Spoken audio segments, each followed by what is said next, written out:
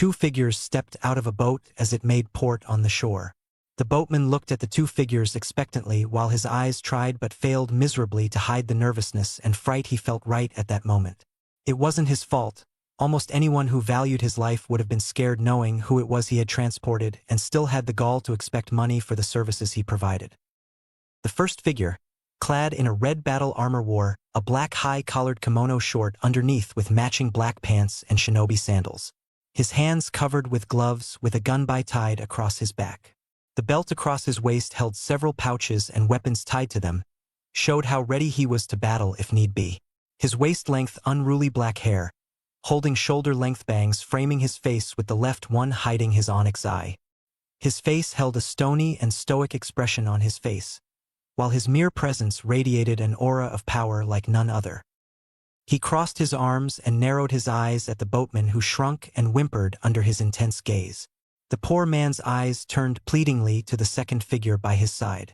Unlike his travel partner, he didn't look like he was armed to the teeth and ready to rush in a war if need be. He wore a simple white kimono shirt, slightly open near a fourth of his chest exposed, showing his lean and kilfer physique. His loose sleeves covering his arms up to his hands, one of which had bandages covering it till his elbow. His blue pants with matching shinobi sandals had a simple shuriken and kunai holster strapped across his left thigh, and his belt held a small hip pouch along with a sword in a jet black sheath, its hilt adorning the classic Uchiha clan symbol that matched the one he had embossed in a small embroidery near the back of his neck to proudly show his clan affiliations. Though it was his face that made him completely different from his counterpart partner. His soft baby blue eyes held such warmth and compassion in them that it drew its attention from anyone who gazed into them. His fair white skin, scarless across his face, and his narrow jawline gave him looks that made girls swoon, with his eye-length bangs waving in the wind showing how silky they were while he ran a hand across them. His lips held a soft smile over them that made the boatman smile himself when he gazed at the man in front of him. The blonde ran his hand in his hip pouch and took out a couple of small gold coins from them. He tossed them to the boatman who caught them and gave him a grateful smile and bow of his head.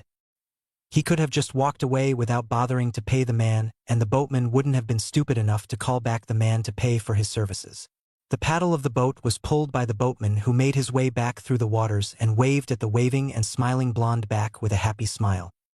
The blonde in question saw his partner walking away from him and ran a little to catch up with his partner, who merely kept a constant pace towards the destination they were headed for.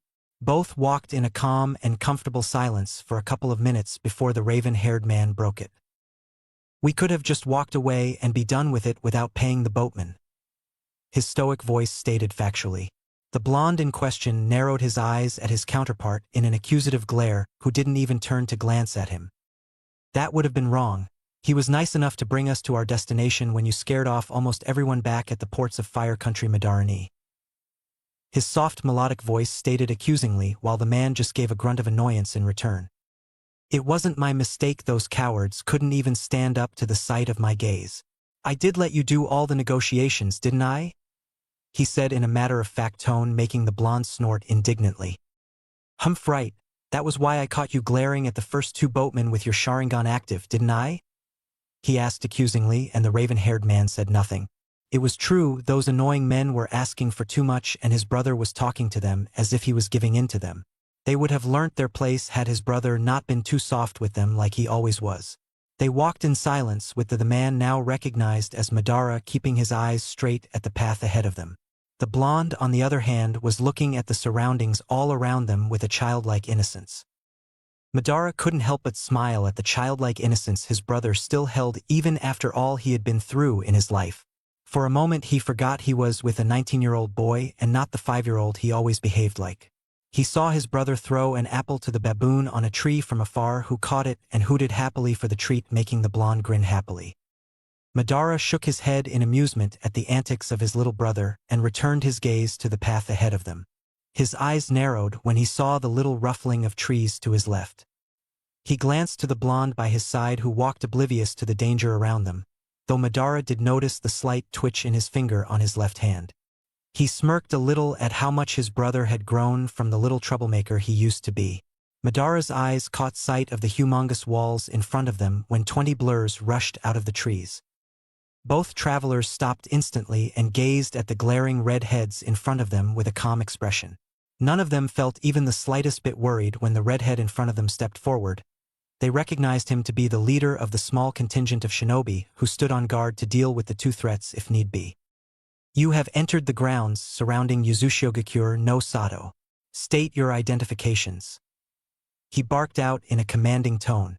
Madara just stared at him blankly, as if he was stupid, while the blonde was still smiling happily, as if he wasn't surrounded by a small battalion of armed shinobi.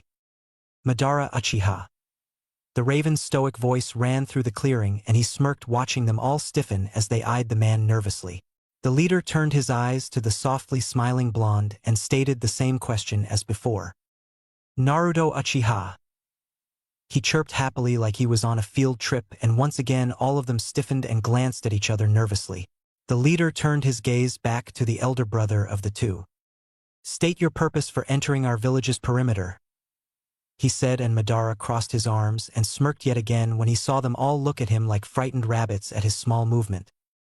I believe we were to be expected by your village's leader for a diplomatic meeting, he stated stoically with a hint of annoyance in his tone, and the leader nodded, his nervousness fading. So, you are the two who are here from Konoha no Sato? He asked in relief, and Madara gave a curt nod. The leader nodded and motioned for his people to stand down as they lowered their weapons and dropped their guards. The leader turned to the two as all except the leader and 5 more scattered into the trees surrounding them. Please follow us, we'll take you to the village. He spoke in his usual commanding voice. The 2 Uchihas nodded and followed the 6 who surrounded them from all sides and led them to the entry gates of their village. Naruto had to let out a whistle as he watched the huge walls in front of him. They weren't as thick as the walls surrounding their own, but the intricate seals embossed all over them showed how reinforced they were using the village's contemporary shinobi skill. The leader chuckled, seeing the blonde's childlike starstruck expression. The blonde rubbed his head sheepishly, making Madara sigh. His brother was really too laid back for his own good sometimes. Naruto smiled as his eyes took in the new village when they entered the walls surrounding the lively grounds. The buildings were all cylindrical and painted in various different colors. The village looked so colorful and full of life, he thought, when he saw some laughing and happy red-haired children run circles around him before heading off in the streets.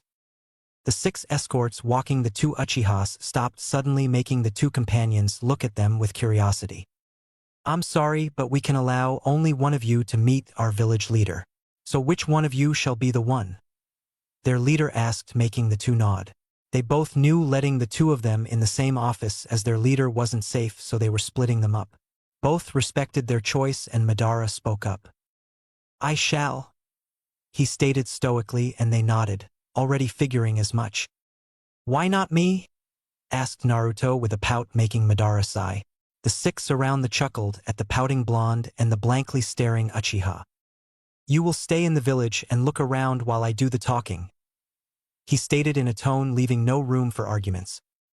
He saw the small smile still present on his little brother's face and spoke up, already figuring out his thoughts from experience. And no pranks, he said like he was talking to a little child. The blonde crossed his arms with another pout of his lips. Killjoy, he grumbled before walking away with slumped shoulders as if he was sulking, when he saw him kick a rock tiredly. Madara rubbed his temples from the oncoming headache of having his brother to deal with and walked to the village's central tower with 6 highly amused shinobi escorting him. Naruto walked with his hands tucked in his pockets. He ignored the whispering girls who were pointing and giggling at him. He took in the sights before his nose picked up a scent that flared his nostrils, as well as the hunger that came along with a long trip with just food, pills, and rice balls. His gaze landed on a stand and he took the curtains aside, walking in and taking a stool. He saw a middle-aged man boiling noodles who turned to him with a warm smile. What will you have today, young man? He asked warmly, making Naruto smile and look at the menu. He hadn't heard of these dishes before and pointed to the first dish on the menu. I'll have the miso ramen, he chirped happily, and the man smiled, knowing he hadn't tasted ramen in his life. So are you new here? The cook asked, boiling the noodles while Naruto looked at the heavenly-looking noodles and broth longingly. Hi! He chirped up, making the man chuckle at his hungry gaze. Naruto heard soft footsteps from behind him and felt a pointed blade placed at the back of his neck just as the cook placed the bowl in front of him. He grinned and broke off the chopsticks happily, ignoring the blade. He was too hungry to care, and the smell from the bowl was heavenly. "Itadakimatsu!" He chirped up and started slurping down the noodles in a slow and elegant manner, letting out moans of delight from the taste. He slurped the noodles and smiled at the completely baffled cook in front of him. "This is great, Aji-san. Best food I have ever had." He chirped happily, making the man smile nervously and looking at the blonde incredulously. Thanks?" The cook chuckled nervously at the oblivious blonde when he felt the pressure from the blade on his neck increase, making him stop midway for a moment before he slurped up the noodles slowly. "You know, if you are going to stab me, then do it or let me eat peacefully. It is annoying to be disturbed while eating something so delicious." He spoke calmly, making the blade slide across his shoulder and press along the side of his neck. "Step out." A melodic female voice commanded, making him sigh and look at the bowl that was getting wasted, longingly. It was such a waste to throw away this magical dish. "Can't I finish my lunch first?" he asked in a childish manner, making the pressure of the blade increase on his neck. "Step out of the stand."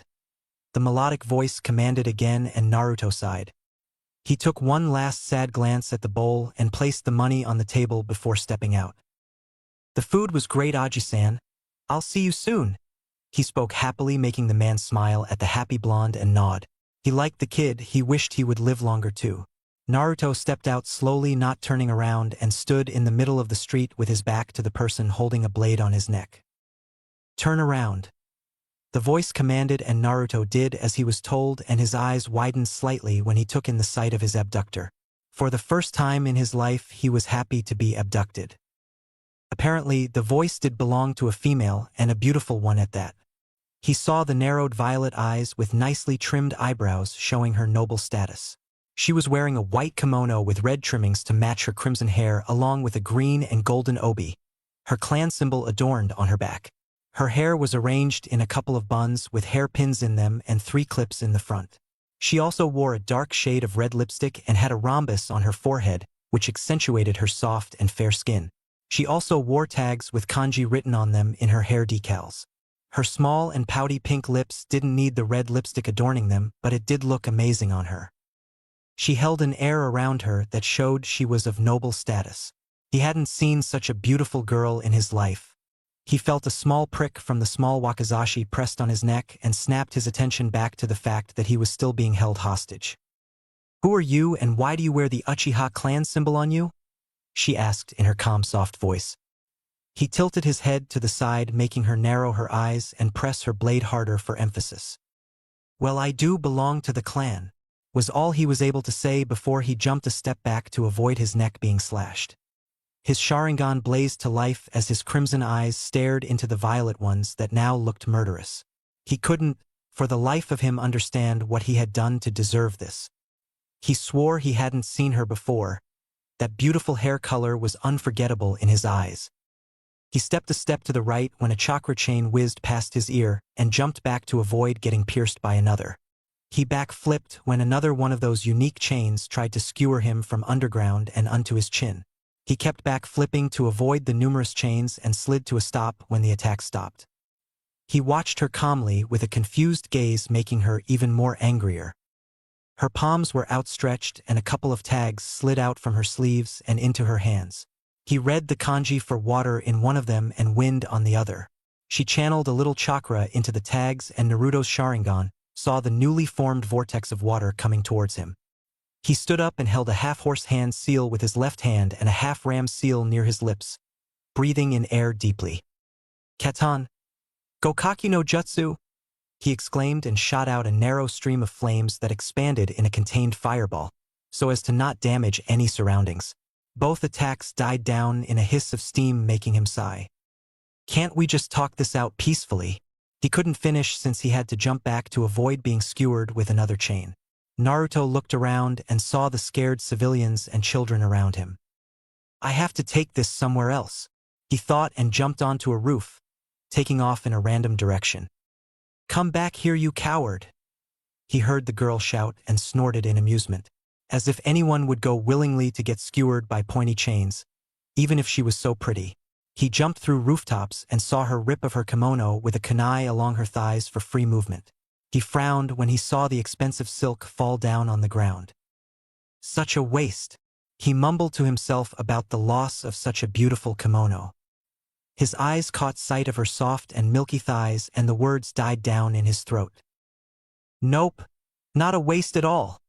He chirped happily and rushed to the newly found training ground that caught his gaze, chuckling to himself. His chuckling only served to infuriate his pursuer even more, and she doubled her efforts to rid the world of the blonde completely. He landed in the middle of the training grounds clearing, not even winded, and saw the girl land in front of him, unsheathing her sword. Can I know why I am being killed? He asked curiously, making the girl growl angrily. Because you're an Uchiha, she said in a low hiss, making him raise an eyebrow. He chuckled nervously, rubbing his neck sheepishly, making the girl's eye twitch.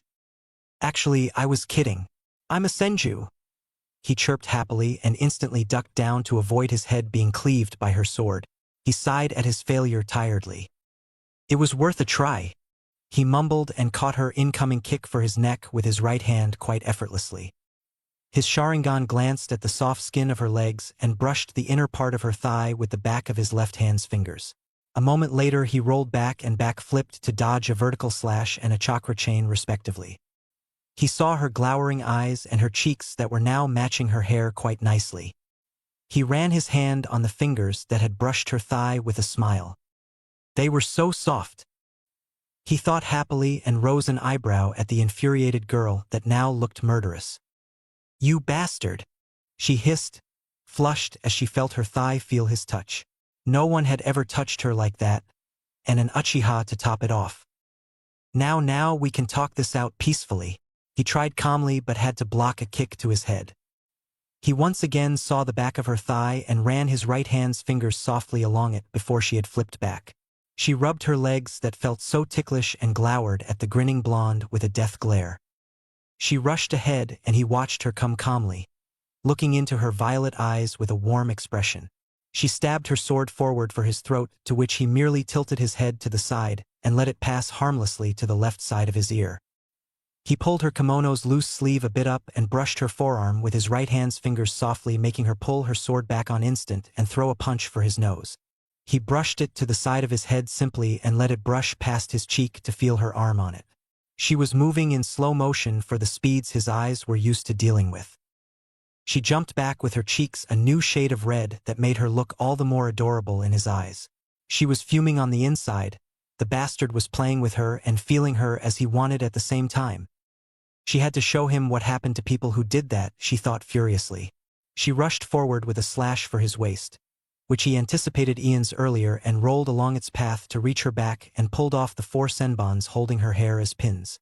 Her thigh-length crimson locks fell free and he smiled as they flowed in the breeze.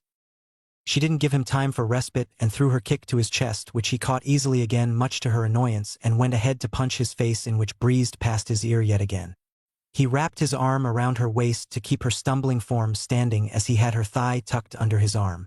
She now saw how compromising her position looked when she felt him tuck her hair behind her hair gently. Their eyes met for but a moment, furious violets with warm baby blues, before she pushed back to his chest with both her hands and jumped back to gain some distance. She saw his soft smile and fumed inwardly, though her heart was beating wildly from all those intimate touches and that last position she was in. He is just playing with me and is just breathing softly at that. And why the hell is he smiling at me like that? She screamed inwardly, though glared at him silently on the outside. You are as beautiful as you are skilled, Kunoichi-san. He spoke softly, making all the blood in her body rush up her neck. She narrowed her eyes at the smiling blonde who hadn't even retaliated once, though he could have killed her countless times until now. But she had gotten him now, she thought with a smirk, and held a half-ram seal, making her opponent raise a curious eyebrow. Fuin! She whispered, and his eyes widened when a shock of pain racked his body. He fell down to a knee and coughed out blood on the grass underneath him. What cough did you do? He wheezed out, making her smirk and walk up to his downed form graciously. It's a torture seal, Uchiha. I slapped it when you pulled me close the last time on your back. It is a level 5 seal. So feel the pain your accursed clan has caused to innocents. She stopped, feeling cold metal on her throat, causing her to stiffen. She glanced back into another pair of Sharingan eyes glaring coldly at her. Remove the seal, the raven-haired man commanded coldly, making her gulp at the murderous aura surrounding him. She narrowed her eyes at him in indignation when he pressed the kunai harder, making a trickle of blood run down her skin. I won't repeat again, he said coldly, making her shiver at his stone-cold voice and nod hesitantly. He would slit her throat if she didn't, no doubt about it. She brought up her hand in another half-ram seal and let out a small pulse of chakra. Kai, she whispered when the blonde felt relief wash all over him and he fell down face first, unconscious from shock at the pain the seal had inflicted on him. What's going on here? A new voice spoke from their side, making Madara glance at the village leader Ryuta Uzumaki coldly. This girl has attacked my brother in broad daylight and slapped a level 5 torture seal on him. A few minutes more and my foolish little brother would have been dead, he said icily, making the Uzumaki leader's eyes widen in horror when he saw the seal on the back of the unconscious boy. A level 5 torture seal was used on the worst of criminals to make them confess everything before the strain of the pain the seal caused would make their brain go out completely in a few moments, depending on how strong the victim's mind was. His own gray eyes narrowed in on the girl that Madara had half a mind to slit her throat and be done with it. Mito, why did you engage him? He asked angrily, making her glare at the man. Because he is an Uchiha, she shouted back instantly, making him sigh tiredly and rub his temples. Madara-sama, he said tiredly, making her eyes widen in shock when she heard the name of her captor and the realization of the situation she was in settled in on her. Please let her go, and forgive my daughter for her foolishness, he said apologetically, making Madara stare at him blankly before he retracted his kunai and nodded. The girl sighed and rubbed her neck, glaring at the man who paid her no heed and checked on the unconscious boy in the middle of field. He crouched down on one knee and pulled his last living relative on his lap when his eyes softened and he removed the bangs shadowing his now closed eyes. Your gentle nature will one day be your death, Naruto, he said in a tired voice, making Ryuta smile at the stoic man looking so lovingly at his brother. Mito scoffed, making Ryuta glare at her, which she promptly ignored and spoke her mind to the Uchiha clan head. Yeah, gentle and an Uchiha. Those two words don't fit in a single sentence too much, do they? She asked sarcastically, making Madara glance at her sharply. Ryuta was now getting worried at his daughter's words and how the man would take them. How many times did he retaliate to your advances? He asked coldly. She opened her mouth, then closed it when it hit her. He never tried to counter-attack her even once in her charges. Not even once, right? He asked, though more stated. Ryuta saw his daughter having no words, and knew immediately that Madara was right, and his glare intensified on the girl. Had it been me, your head would have rolled the moment you raised your blade at me, he said coldly with such conviction that it made the two Uzumaki shiver at his certain and cold tone. He took one last glance at Ryuta before picking his brother up in his arms, gently. This is not a way to handle diplomatic envoys in your village, Uzumaki, he said in disgust, dropping all honorifics to show his complete contempt at the village leader. Before the village leader could speak, the Uchiha brothers vanished in a swirl of flames, and he glowered at the girl by his side who shrunk under his gaze. You idiot! Do you even realize what you have just done? He shouted angrily, making her look at her feet and shake her head nervously. He raised his hand to slap her and she clenched her eyes to take it, but he stopped and just glared at her. Those two were here to have diplomatic talks with our village for an alliance between Yuzu and Konoha. The Uchiha clan, and especially Madara, isn't a man known for forgiving anyone who attacks his clan members, much less his own family. Pray to Kami, he keeps a cool head or we can have a war on our heads, he said loudly, making her eyes widen in shock. He left the ashamed girl in the middle of the clearing, who walked back to the village with slow and small steps, not willing to see anyone right now. Madara, meanwhile, walked into a hotel and straight into the room the manager gave him keys for and placed his little brother on the bed. He sat on a chair by his bedside and looked at the sleeping boy with worried eyes, brushing his hair gently every now and then, before he sighed tiredly. When will you grow up, Naruto? He asked to no one in particular and smiled sadly. He missed the boy's energy now. It didn't suit him to be so still and not hopping around with those wide curious eyes trying to take in everything they could. Kami forbid if anything happened to his brother. There won't be a village for Hashirama to form an alliance with when he returned. He thought murderously and just kept brushing his brother's golden locks gently, like he had done 1,000 times from his childhood until now. Madara had fallen asleep with his head by his brother's hand. The sun rose the next morning and Madara felt something squeeze his hand. His eyes snapped open to see his brother's eyes fluttering open and wincing at the light coming in from the window. Baby blue orbs opened with a cute yawn to see narrowed onyx eyes staring at him blankly, making him smile sheepishly. "Nice morning. Any Madara Nai?" he asked nervously in a sleepy voice, making the Uchiha clan head slap a hand on his face tiredly. "You idiot. Why the hell didn't you retaliate even once? You could have at least knocked her out," he said tiredly, making the blonde sadden and turn away to look at the window. "She was so beautiful, Nissan. I just couldn't," he whispered softly, making Madara open his mouth before closing it shut and purse his lips. For the first time in many years, he was at a complete loss of words. He had never said such a thing before to him. What could he say to that? He sighed and slapped a hand on his face yet again. He wanted him to meet some girls and take out his desires of the flesh as his age demanded of him. But the boy liked girls who were out to kill him for no reason whatsoever apparently. He really was suicidal and he would lead him to his death instead, most probably of heart failure if this kept up. And he knew what was coming next too. "Madara and I, don't be angry at them and take it out in the peace talks. It was just a misunderstanding." He spoke in his soft voice, making Madara rub his temples. "Naruto, she attacked you, a diplomatic envoy." He was cut off by his little brother again. "Please," he whispered, and Madara sighed again. He was sighing a lot lately. "All right, but just this once," he said stoically, making Naruto smile. This new village and its formation was now looking like a lot of work to Madara, and he was thinking why he had agreed to these missions in the first place. But what would complaining do now? He mused and heard Naruto's stomach rumble loudly. Naruto sat up and rubbed his neck sheepishly. "I haven't had anything since that half bowl of ramen from yesterday. Can we get something to eat?" he asked as if a child had been caught stealing a cookie when Madara's eyes narrowed in on him. She had attacked him when he was eating peacefully then? He turned around with a curt nod, with Naruto following him after freshening up a bit, but he did hear his brother's last words before he left. "Just this once, I'll let it go. Next time if you don't retaliate, I will," he stated and closed the door with a click. Naruto decided to have breakfast alone this time and saw the ramen stand from yesterday opened quite early.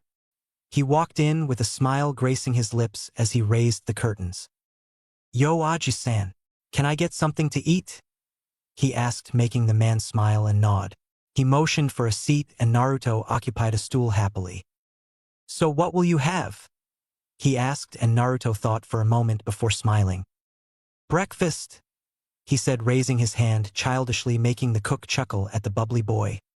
"You've got to be more specific, my boy," he said in chuckles. "Oh," Naruto said, nodding sagely before raising his hand again with a smile. "A heavy breakfast then," he chirped happily, and the cook laughed wholeheartedly and nodded. "All right then, I'll fix you up something nice, my boy," he said in chuckles, and Naruto nodded happily. "So why did Mito-sama attack you yesterday?" he asked while he poured the eggs in the pan, making Naruto tilt his head in confusion. "Who?" he asked, making the man smile.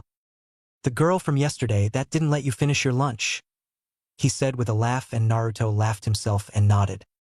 "Nothing, it was just a minor misunderstanding," he said, waving his hand lazily, and the man rose an eyebrow, remembering the scuffle from yesterday.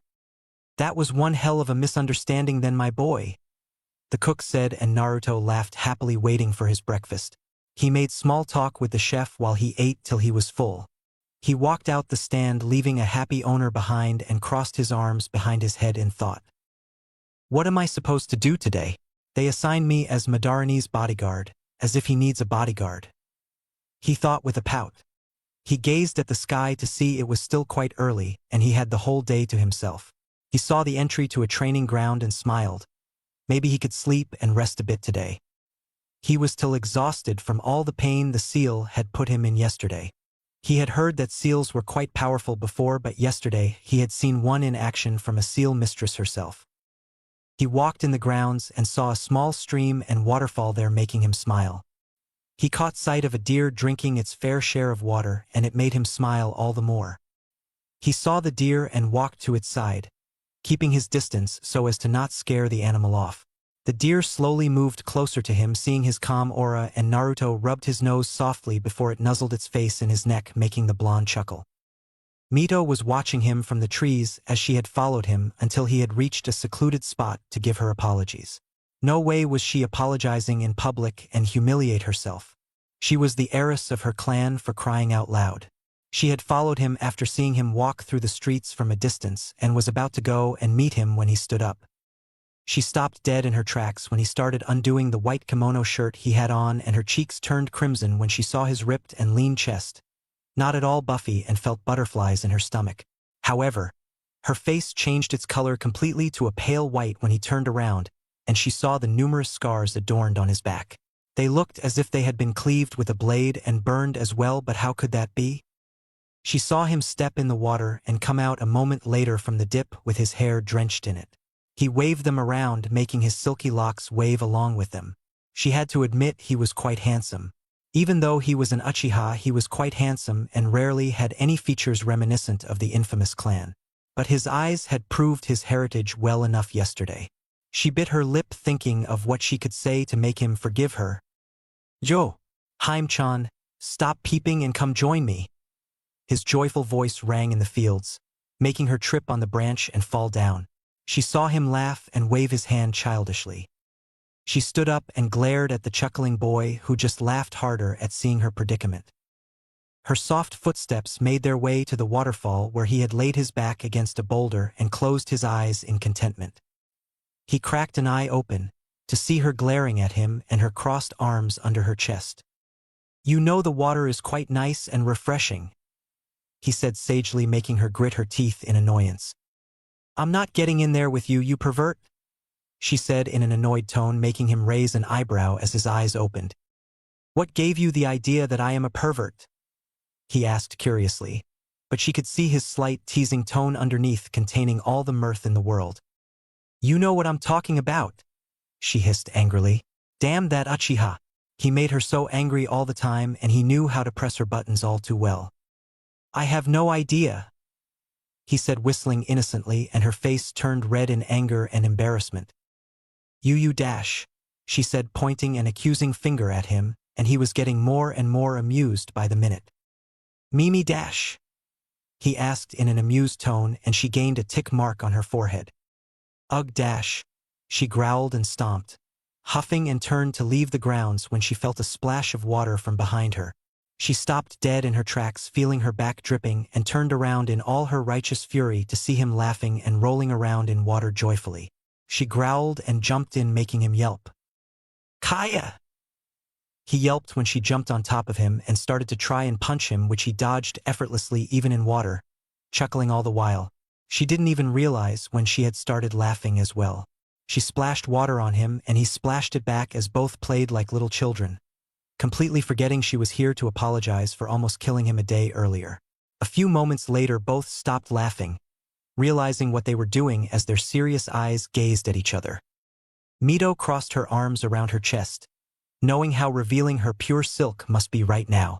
She felt so vulnerable and naked right now. She hadn't even thought of that before she had jumped in.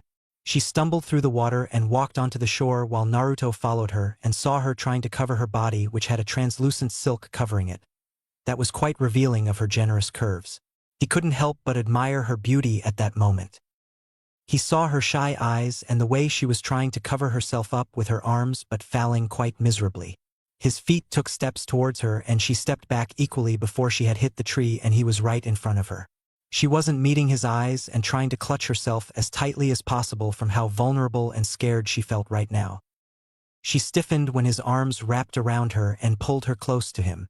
Naruto felt her guarded form and how she was still trying to cover herself up.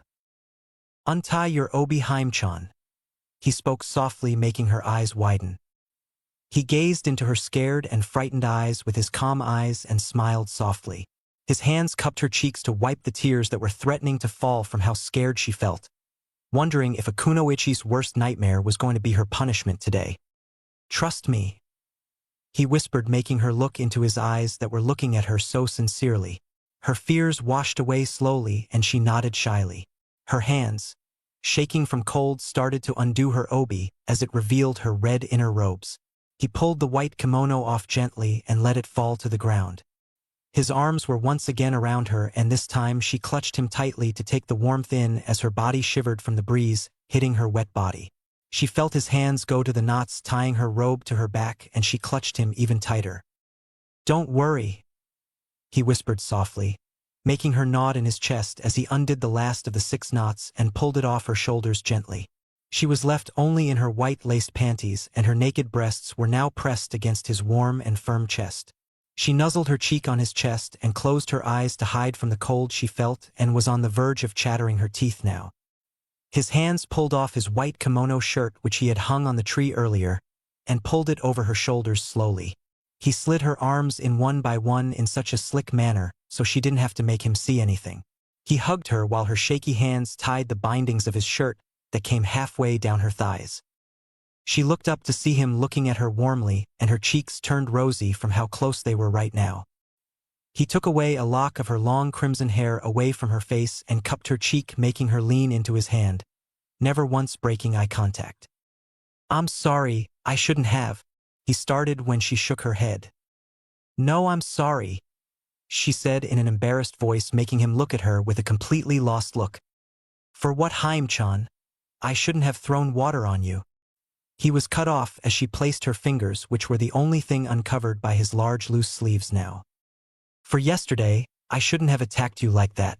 Please forgive me," she said, and he nodded with a smile. "All right, apology accepted, but on one condition only," he said seriously, making her nod instantly and await to see what he wanted. "I want my ramen bowl back.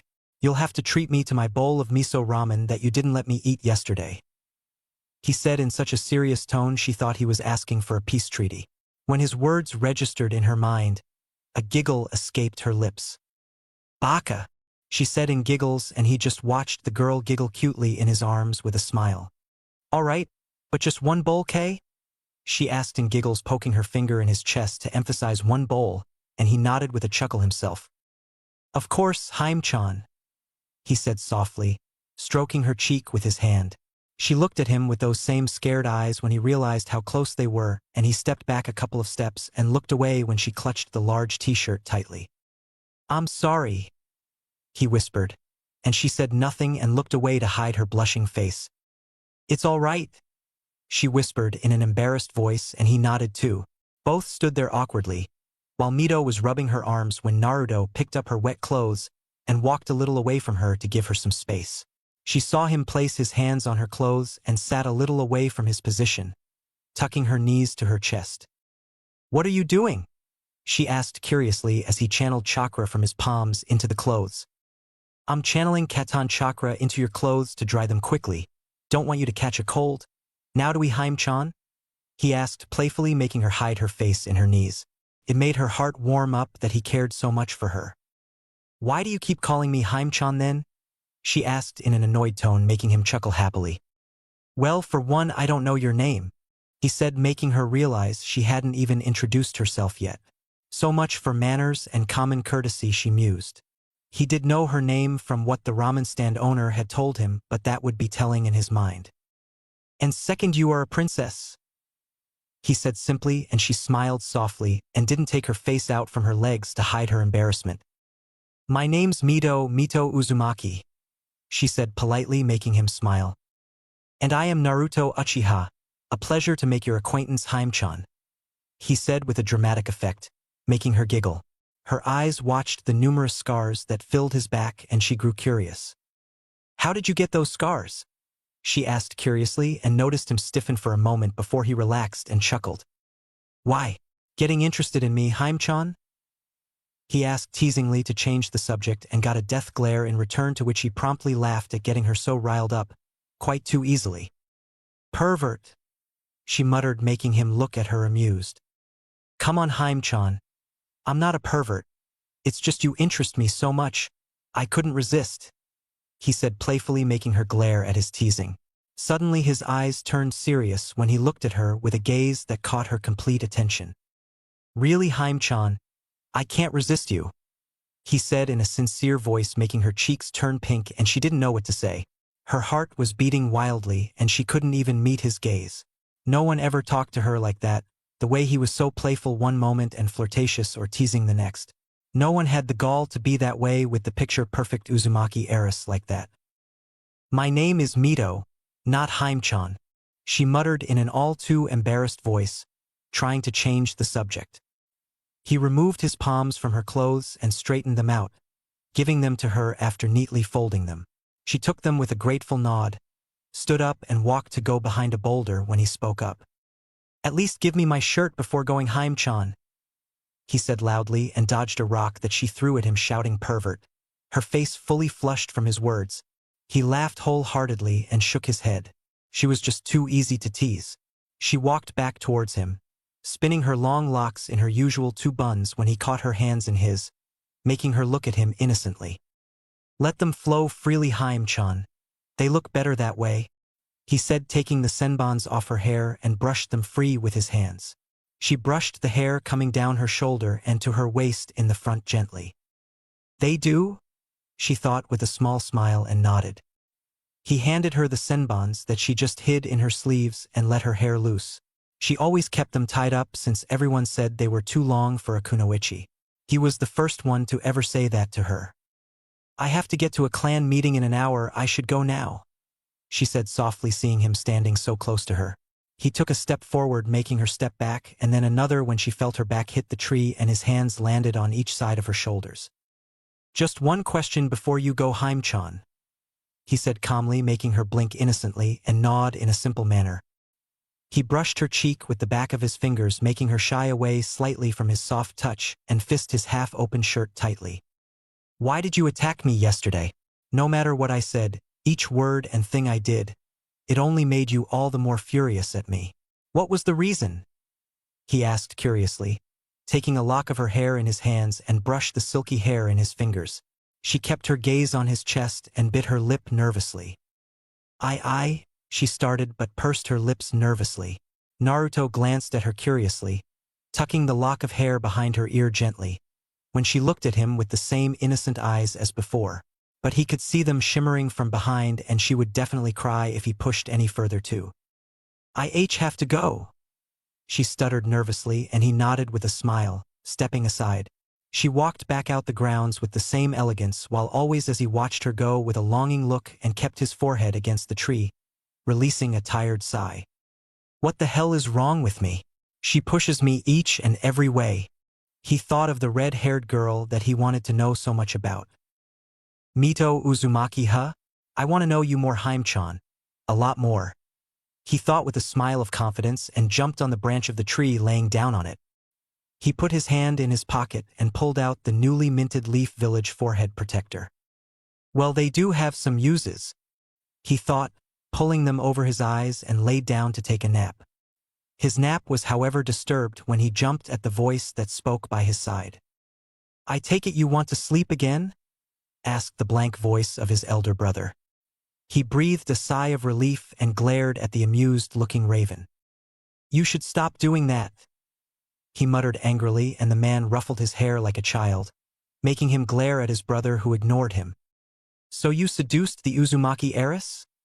He asked stoically, making Naruto almost fall of the tree when his words rang through the silence of the forest. I didn't seduce her, damn it, he shouted at his brother with a blush, making him raise an eyebrow. That was why she had her hair undone, and her kimono had so many kinks. He pointed to the way she had walked out when he had walked in, making Naruto's blush reach his ears. That, arg, damn it, it isn't like that, he said angrily, making the Uchiha clan head shrug. Then maybe I should. He couldn't finish his words because Naruto had pulled him by his collar, and his anger had caused his Sharingan to flare to life. Don't you dare finish that sentence. She isn't like that, he hissed furiously, and his eyes widened when he saw his brother smirk. He threw him back and his eyes returned to their blue counterparts and pouted in annoyance. "You are such a bastard," he muttered irritably, and Madara just kept his smug smirk and jumped down. "Now come on, you can sulk later. I might have gotten you a mission that may interest you," he said suggestively, making the blonde perk up. He immediately jumped down and followed his brother like a lost puppy with that stupid grin on his face. "What is it?" he asked excitedly like a 5-year-old, making Madara shake his head hopelessly. "You really are a lost cause," he muttered in a low voice, making Naruto glare at him. "Hey, what's that supposed to mean?" he said indignantly, making Madara smirk. "See what I mean?" he asked dryly, making Naruto growl. "You take that back," he shouted, making Madara shrug. "Maybe I'll just let someone else have the mission," Madara mused in deep thought, making Naruto frown and take a few steps closer to him. "Oh, come on. Don't be such a bastard, Madara-ni," he said with a pout, tugging his sleeve childishly, making Madara raise an eyebrow. "Why should I? I am such a bastard after all. I should just give it to someone who respects me," he said sarcastically, making Naruto sigh. "I so respect you," Naruto said in a whining voice, making Madara stare at him blankly. "Yeah, by calling your elder brother a bastard," he said dryly, making Naruto pout. "That doesn't mean I don't respect you. After all, you are the one I look up to now, Nissan." He muttered the last part in a whisper, but Madara heard it and smirked. "All right, you can go get a mission for a few days alone, as an escort for your future matriarch of the Uchiha clan," he said and chuckled when Naruto pulled him in a hug. "You're the best, Madara-ni," he said happily, and Madara patted his back happily. "But you're still a bastard," he muttered pointedly, making the Uchiha clan head frown. "Maybe I'll ask someone else," he muttered. "Oh, come on, I didn't mean it." Naruto tugged his sleeve childishly, making the amused eyes of people to stare at the Uchiha brothers with smiles on their faces, while they trudged back to the hotel arguing about nothing in particular. Yuzushiogakur no Sato. Next morning, Madara stared at the small ball of blanket curled up on the bed occupied by his little brother, blankly. He wondered how he should wake him up. Maybe a normal approach instead of one that would amuse him greatly would be nice, just this once. Just this once, he told himself and nodded. "Naruto, wake up. It's morning." He shook the small ball of blanket that curled in on itself even more. "Go away, sleepy," he mumbled sleepily, and Madara sighed. Well, drastic times called for drastic measures, and his brother's sleepiness was unparalleled. How the boy behaved like that even after living a shinobi's lifestyle was quite frankly beyond him. "Naruto, there's a guest for you," he said stoically and watched the blonde moan unhappily. "Tell him to get lost and come back." "Well, never," he spoke sleepily with a cute yawn. Madara smirked, time to play his card. "It's Mito." He didn't even finish when the lifeless ball of blanket came to life and jumped up on the floor to be a standing 5 feet 11 inches ball of blanket. He saw what looked like a silhouette of his foolish brother saluting underneath the blanket, and the ball suddenly spoke up. "I'm up," he chirped up, now fully awake. Madara slapped his hand over his face and shook his head. "You're hopeless," he muttered, walking out as the blanket covering Naruto's head slipped, and he blinked innocently, taking in his surroundings. "Madara-ni, where is she?" he asked innocently, making Madara give out a defeated sigh and open the door to their room. "Really? There is no hope at all," he muttered and walked out, leaving a baffled blonde behind. His mind regained its bearings when 2 and 2 clicked together, making him let out a scream. "Damn it, you tricked me, didn't you? You really are a bastard." Madara heard the shout and smirked. "Lost cause, that idiot," he muttered and walked to the business at hand now that his idiotic brother was awake. Naruto grumbled about idiotic elder brothers who ruined his sleeps, and today he decided to follow his brother for his boring alliance talks. Clad in shinobi clothes, he walked towards the tower when a shinobi appeared in front of him in a shunshin. He blinked innocently when the man bowed politely. People in this village were quite polite when not out to kill him, he surmised, and nodded to himself sagely. "Ryuta-sama has summoned you to his office, Uchiha-san," he said in a polite tone, making Naruto break out of his thoughts and nod with a smile. "All right, let's go. I was headed there anyways." he said, making the man smile at the bubbly boy when Naruto started walking past him, making him grow confused. Uchiha-san, do you not know the Shunshin? He asked in a polite voice, not wanting to offend a diplomat of the infamous clan. Naruto stopped and blinked at the man before grinning and pulling him towards the tower by his arm now draped around his shoulder. Oh, come on and let's see the village that looks so beautiful. Where is the fun in teleporting when you could show me the sights while we walk to it, Annie?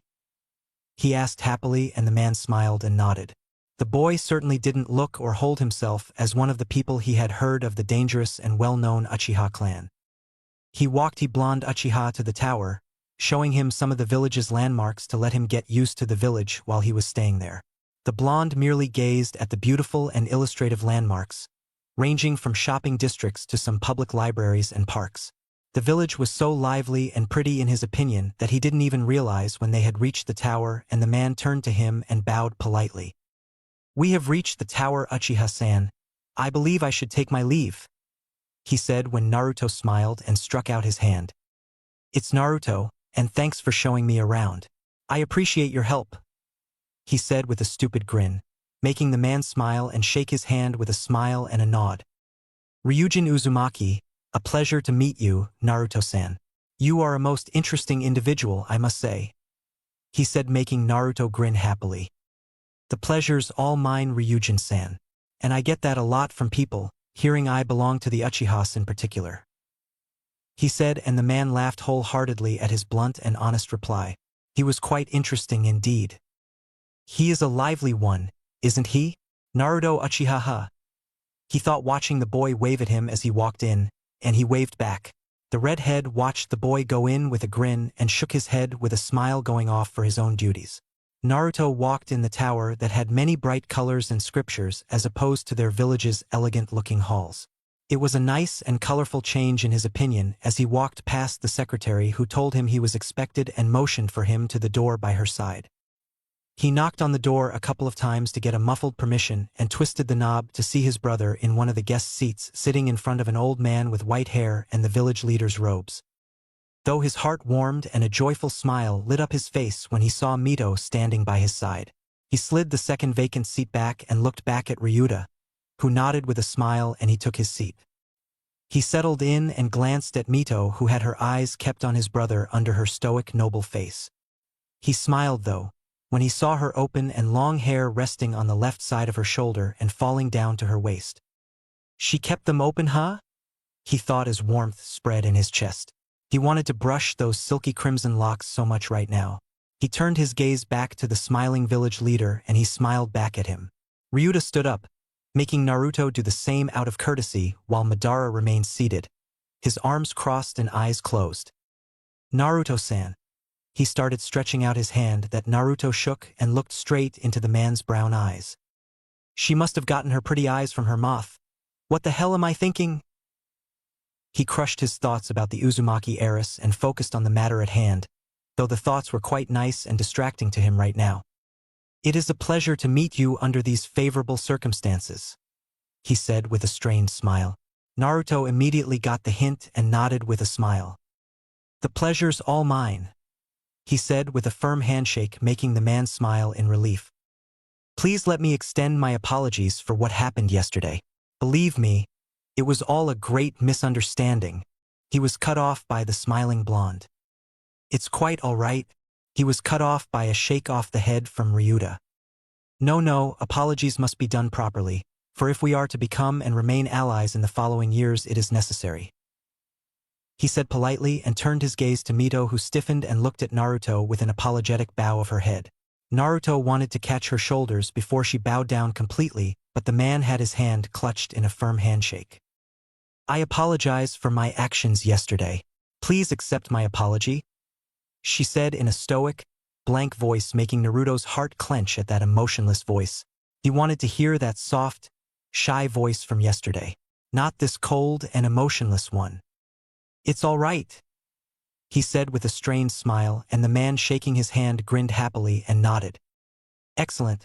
I must apologize for calling you so early in the morning, but I had to get this cleared out before the misunderstanding increased, he said, and Naruto nodded, as the man let go of his hand. He walked to his side and towards the door, making Madara stand up. Mito followed her father politely like a shadow as she was expected as an heiress while he turned with a smile to the two Uchihas. Let's talk this over breakfast. I have everything prepared at our estate if you gentlemen would. Please follow me. He asked and Naruto and Madara nodded at the same time. Ryuta walked out, Mito in tow while Naruto walked behind his brother after closing the door to the office. His eyes lingered on longingly at the girl who had his heart clenched at the moment. He hadn't seen as much as a hint of emotion from her and it hurt him more than he had imagined. His eyes focused in on her while she walked elegantly behind her father. His Sharingan activated on instinct when she turned to glance back at him for but a moment.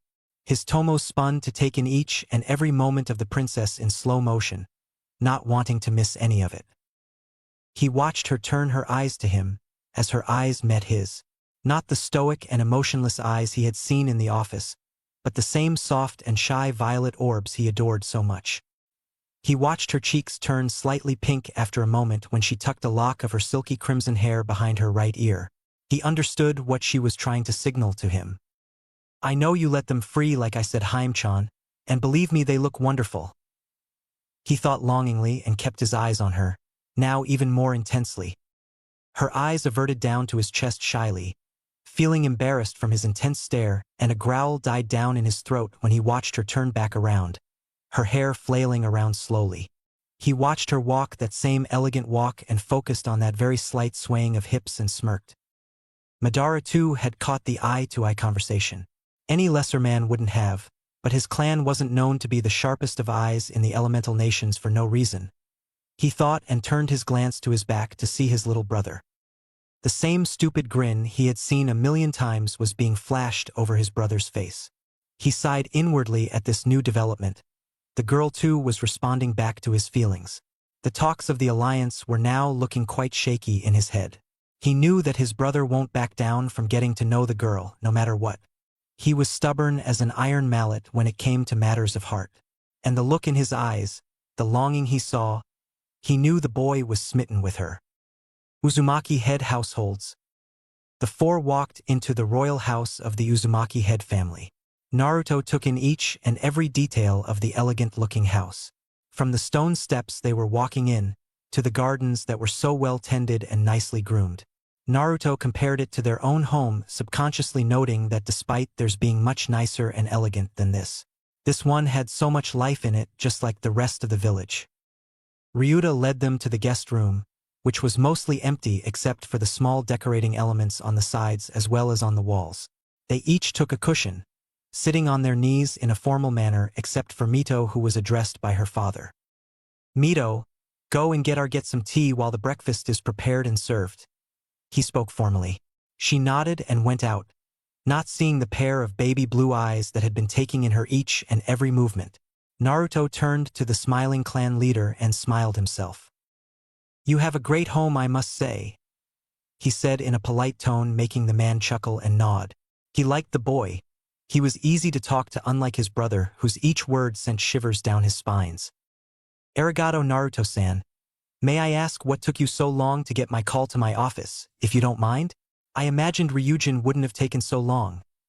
He asked curiously, making Naruto smile and rub his head sheepishly. Oh, he came quite early, but I insisted to take a walk and see all the landmarks of your village. After all, it is not every day one gets to see beauty such as what Yuzu holds in itself. Especially the mornings, it would be a shame to miss it, he said in a happy voice, making the leader chuckle again. A shame it would be indeed, he said in chuckles. Madara shook his head in exasperation, though he couldn't help the ghost of a smile that graced his lips. His brother had that ability to liven up even the most serious of places with his lively spirit, as was the case here. The door to the room slid open, making all eyes turn there. Mito walked in, a tray with cups, a kettle and side dishes on them.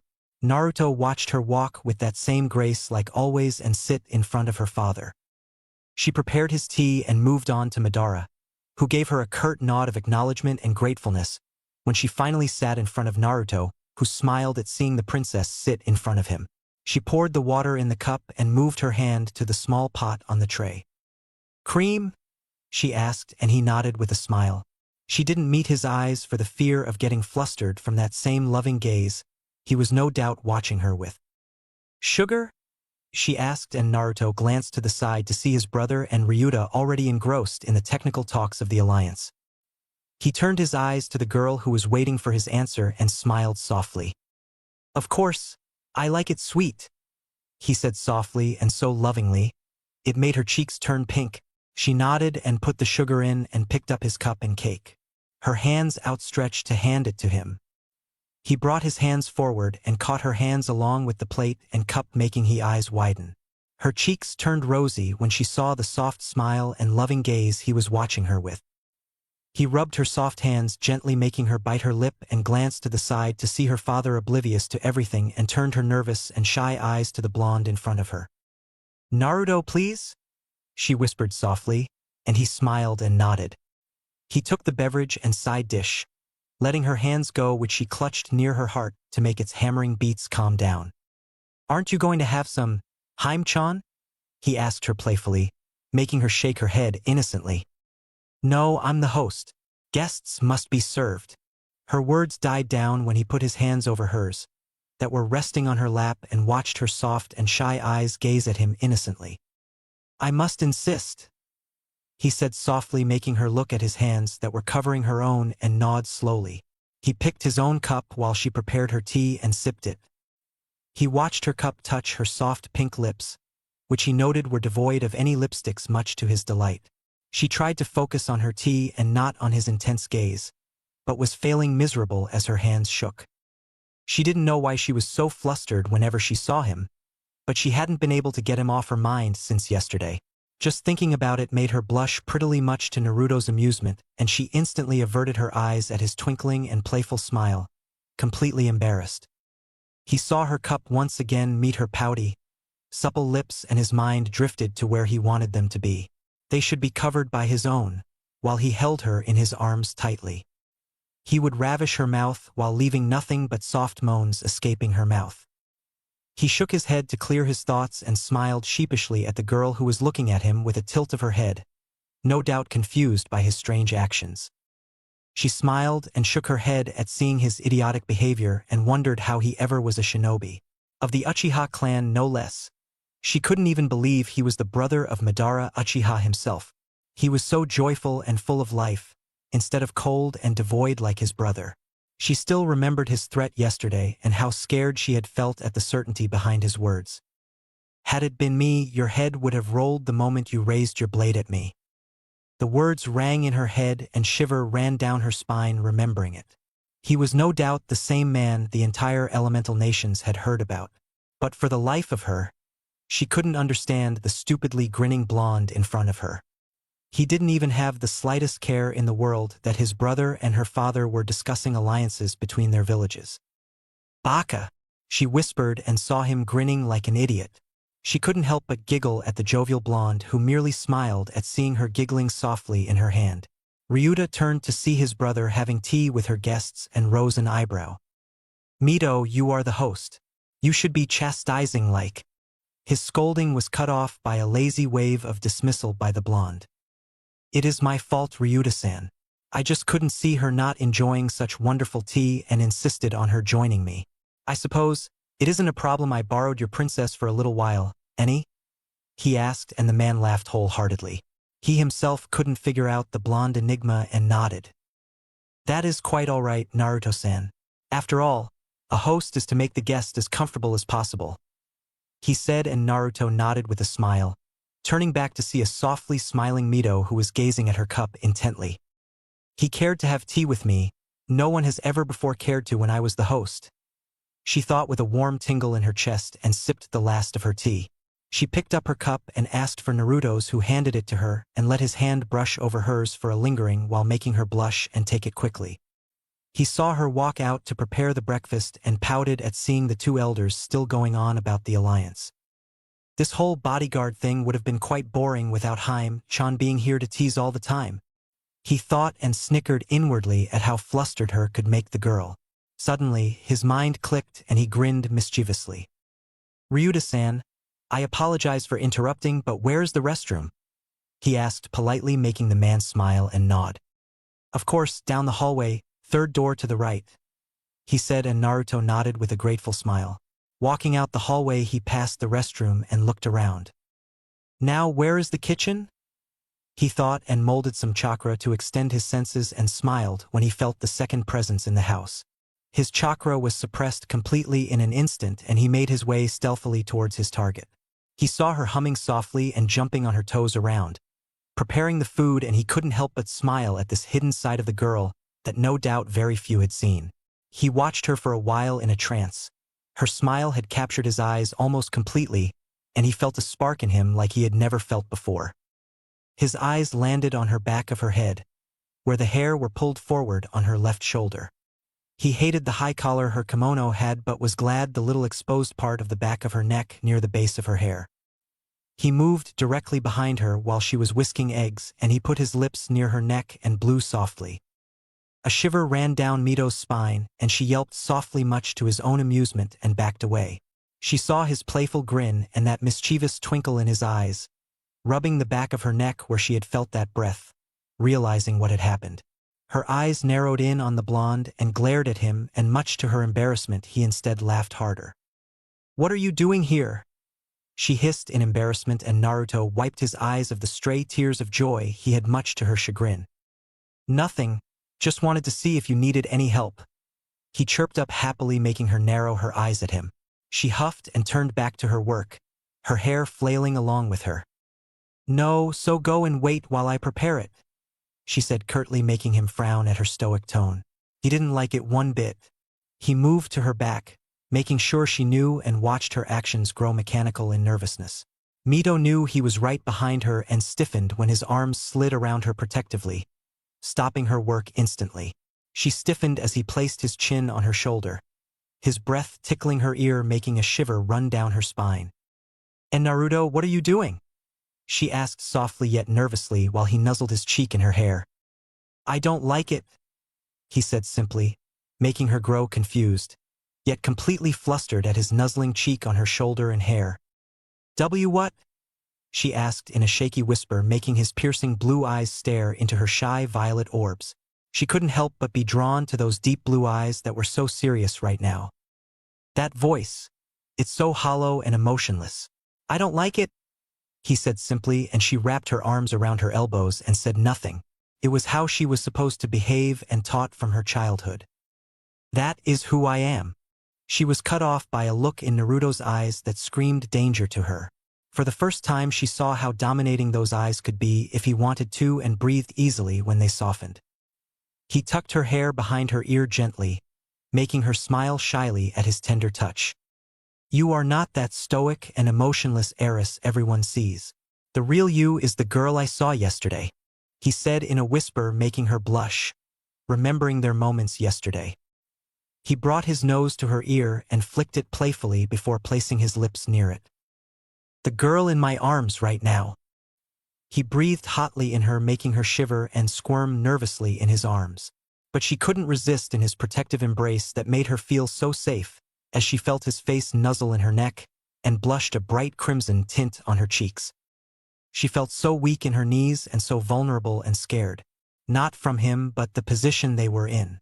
No one had treated her this way before, and she didn't know how to respond to his words.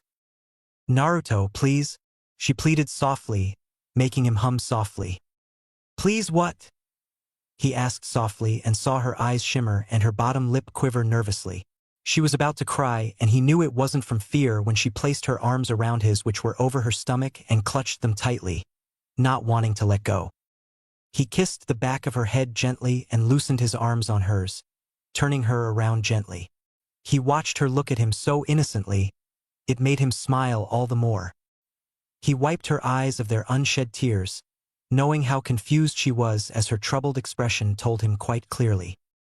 He had been quite dominant over her, and it was making her get confused, that he knew and now regretted his advances over her. "I'm sorry," he said softly, and she clutched his shirt in her fists tightly like always, and shook her head immediately. "Don't be. I'm not really sure how I feel about you, Naruto. It is quite new for me," she said with a soft sniffle, and he smiled, watching her clutch his shirt even more. He knew how hard it must be for her and let her speak freely. He was surprised, however, when she placed her cheek on his slightly uncovered chest and gave him a hug. He wrapped her up in his arms protectively to wash away her fears, and she snuggled in his arms happily. "Mito?" he asked seriously, tucking her head under his chin, and felt her head bob up and down slowly. She smiled, hearing her name from his lips. It was the first time he had called her like that, and it felt so nice to hear it like that. "Remember the bowl of ramen you owe me?" he asked, and got another nod from her. "Let me pay for it and take you out for a lunch," he said, simply, making her eyes turn up and gaze at him shyly. "Like a date?" she asked softly with a hint of hope, drawing circles on his white shirt. She smiled childishly when he kissed her forehead and cupped her cheeks to give her a soft smile. "Yes, like a date," he said simply, and smiled in amusement when he watched her draw circles on his chest even more vigorously. "Okay," she said nervously with a blush. He pulled her in for one last hug before he let go, and was happy when she hugged him back. He felt her small form, which felt so perfect to hold in his arms, as if they were meant for each other. He let her go slowly, and felt the loss of warmth making his smile slip a bit. Mito herself played with her loose sleeves and felt the loss of his protective arms herself. "Tomorrow, meet me at the park's entrance, all right?" he asked, brushing her crimson hair, and she nodded with a smile. "And your hair looks lovely, Haim. Let them free tomorrow too, all right?" he asked, and got another shy smile and nod, as he left her to her preparations. She smiled joyfully and turned back to prepare the food with an extra hop to her feet, looking forward to the next day. Naruto stepped back into the room, his face holding a serene smile. He took a seat beside his brother and now had his full attention on their talks. He rose an eyebrow when he saw the two talking over a widespread map of Yuzu and Mizu. He listened in on the conversation to get a gist of what was going on. "I see. So these islands come under Yuzu's territory?" Madara asked, and Ryuta nodded. Naruto narrowed his eyes at the pointed small islands at the border of the lands of Yuzu and Mizu, trying to comprehend what was going on. "Yes, and the land of water now states that they come under the reign of water country and not the whirlpools. That is why we are thinking of sending an envoy to the water daimyo," he said, and Madara sat silently to think about the situation. Naruto now understood everything and waited for his brother's thoughts to end, knowing he was better at this stuff than him. "So who are you sending then? The negotiation will be tight, if there will be any. They will be expecting a high-ranking person from your village, and I am sure you won't be going yourself," Madara stated, and Ryuta nodded. "Of course, I cannot leave the village without its leader when tension on our borders are so high. I was thinking of sending Mito to negotiate with them. She has been groomed for such talk since childhood, and as an heiress she is of proper standing to talk with them," he said, and Madara fell silent yet again. Now Naruto was all ears in the conversation, seeing Mito was involved in it. "But it is risky. How do you know that it isn't a trap and a proper invite for peaceful negotiations? The two clans that are claiming their right on the lands haven't been on friendly terms with you since the beginnings," he asked, and Ryuta fell silent, nodding grimly. "Yes, but if we do not do anything to claim a peaceful solution, war might break out between us. The gains far outweigh the losses," he said, and Madara nodded, agreeing completely. "Then the security concerning your daughter must be up to the mark too. Strong shinobi with enough experience must be sent for her protection if it turns out to be a trap. Someone who can keep her out of harm's way and bring her back in one piece should something happen," he said, and Ryuta nodded with a grim smile. His village was a strong one, but they were seal masters first. They were good at defending their village because it was fortified in a way that suited them quite nicely. Out in the enemy's borders, without the home field advantage, he wasn't sure if he had anyone that he could entrust his daughter with. "Madara-sama, if you could then dash—" He fell silent when Madara raised his hand and shook his head in negative. "I apologize, but I have to go and meet the Fire Daimyo's court in a week and a half from now, and the terms of the alliances still haven't been cleared with the higher-ups of your village. I simply do not have the time," he said stoically, making the man deflate in defeat. Madara glanced to the side to see his brother's puppy-dog eyes pleading to him. He sighed inwardly at the boy's antics and smiled slightly. But my brother can escort your daughter to the negotiations and bring her back safely, he said, making the man perk up and smile at the Uchiha. Ryuta's eyes turned to the grinning blonde and he looked back at Madara with a pensive gaze. Is he really that strong? The rest of the words died down in his throat when Madara narrowed his eyes dangerously at the man. Are you doubting the skills of my brother? He asked stoically, though the hint of threat wasn't lost to the man or to Naruto. Naruto sighed at his brother's temper and saw the man shake his head vigorously. No, of course not, Madara-sama. But my Mito did defeat he trailed off with an uncertain voice, making Madara's eye twitch. He glared heatedly at the sheepishly smiling blonde who was the cause of this petty argument in the first place. He turned his eyes back at the Uzumaki clan head, who smiled nervously at his intense gaze. He wasn't fighting your daughter with any intention of causing her harm or damage. He was merely playing with her. Had he been serious, we would be mourning your daughter's death right about now, he said in a hanging tone, making the Uzumaki gulp and glance nervously at the happily smiling blonde. It was no secret to anyone that Madara acknowledged the abilities of only those who he deemed worthy. And the list was short, too short in fact. If he was saying this about his brother with such certainty, then the boy must be something, he mused. Plus, he was an Uchiha over being Madara's brother himself. He turned his head to Madara and nodded with a smile. All right, Madara-sama, then your brother along with He was cut off by the blonde Uchiha before he could finish his statement. That won't be needed, Ryuta-san. I prefer to work with my brother or all alone. Don't worry, your daughter will return safe and sound to you with me as her escort, he said confidently, making the Uzumaki clan head turn a nervous glance at the Uchiha clan head, who had his eyes narrowed in on the blonde. Naruto stared right back into his brother's eyes with a serious gaze. They held the stare down for a few moments while the Uzumaki was glancing nervously between the two. He's right, Madara said, suddenly breaking the thick silence. Ryuta looked at him with a raised eyebrow while Madara merely held his stoic blank expression. My brother will be enough for her protection. There is a reason he was entrusted to be my bodyguard after all, he said, making the man's eyes widen in realization. The blonde hadn't really participated in talks of alliance, and now he understood why. He was an escort for his brother. He looked at him with an appraising and critical eye. The boy certainly did hold an aura of power and pride underneath that childish innocence he had on always. But to entrust him his daughter? All alone? Trust me, Uzumaki-sama. Even if I have to give my life up, which will hardly be the case, your daughter will be returned to you safe and sound. I give you my word, Naruto said in a rare serious tone, making the man bore holes into his eyes as he tried to figure out the blonde enigma. The word of an Uchiha was honored in the Fire Country along with the Senjus, both at the top, since both had fought endlessly for protecting the honor of their clans. And what alliance were they thinking of if he couldn't trust his allies? The Uzumakis were known for their trust in friends after all. All right, Naruto-san.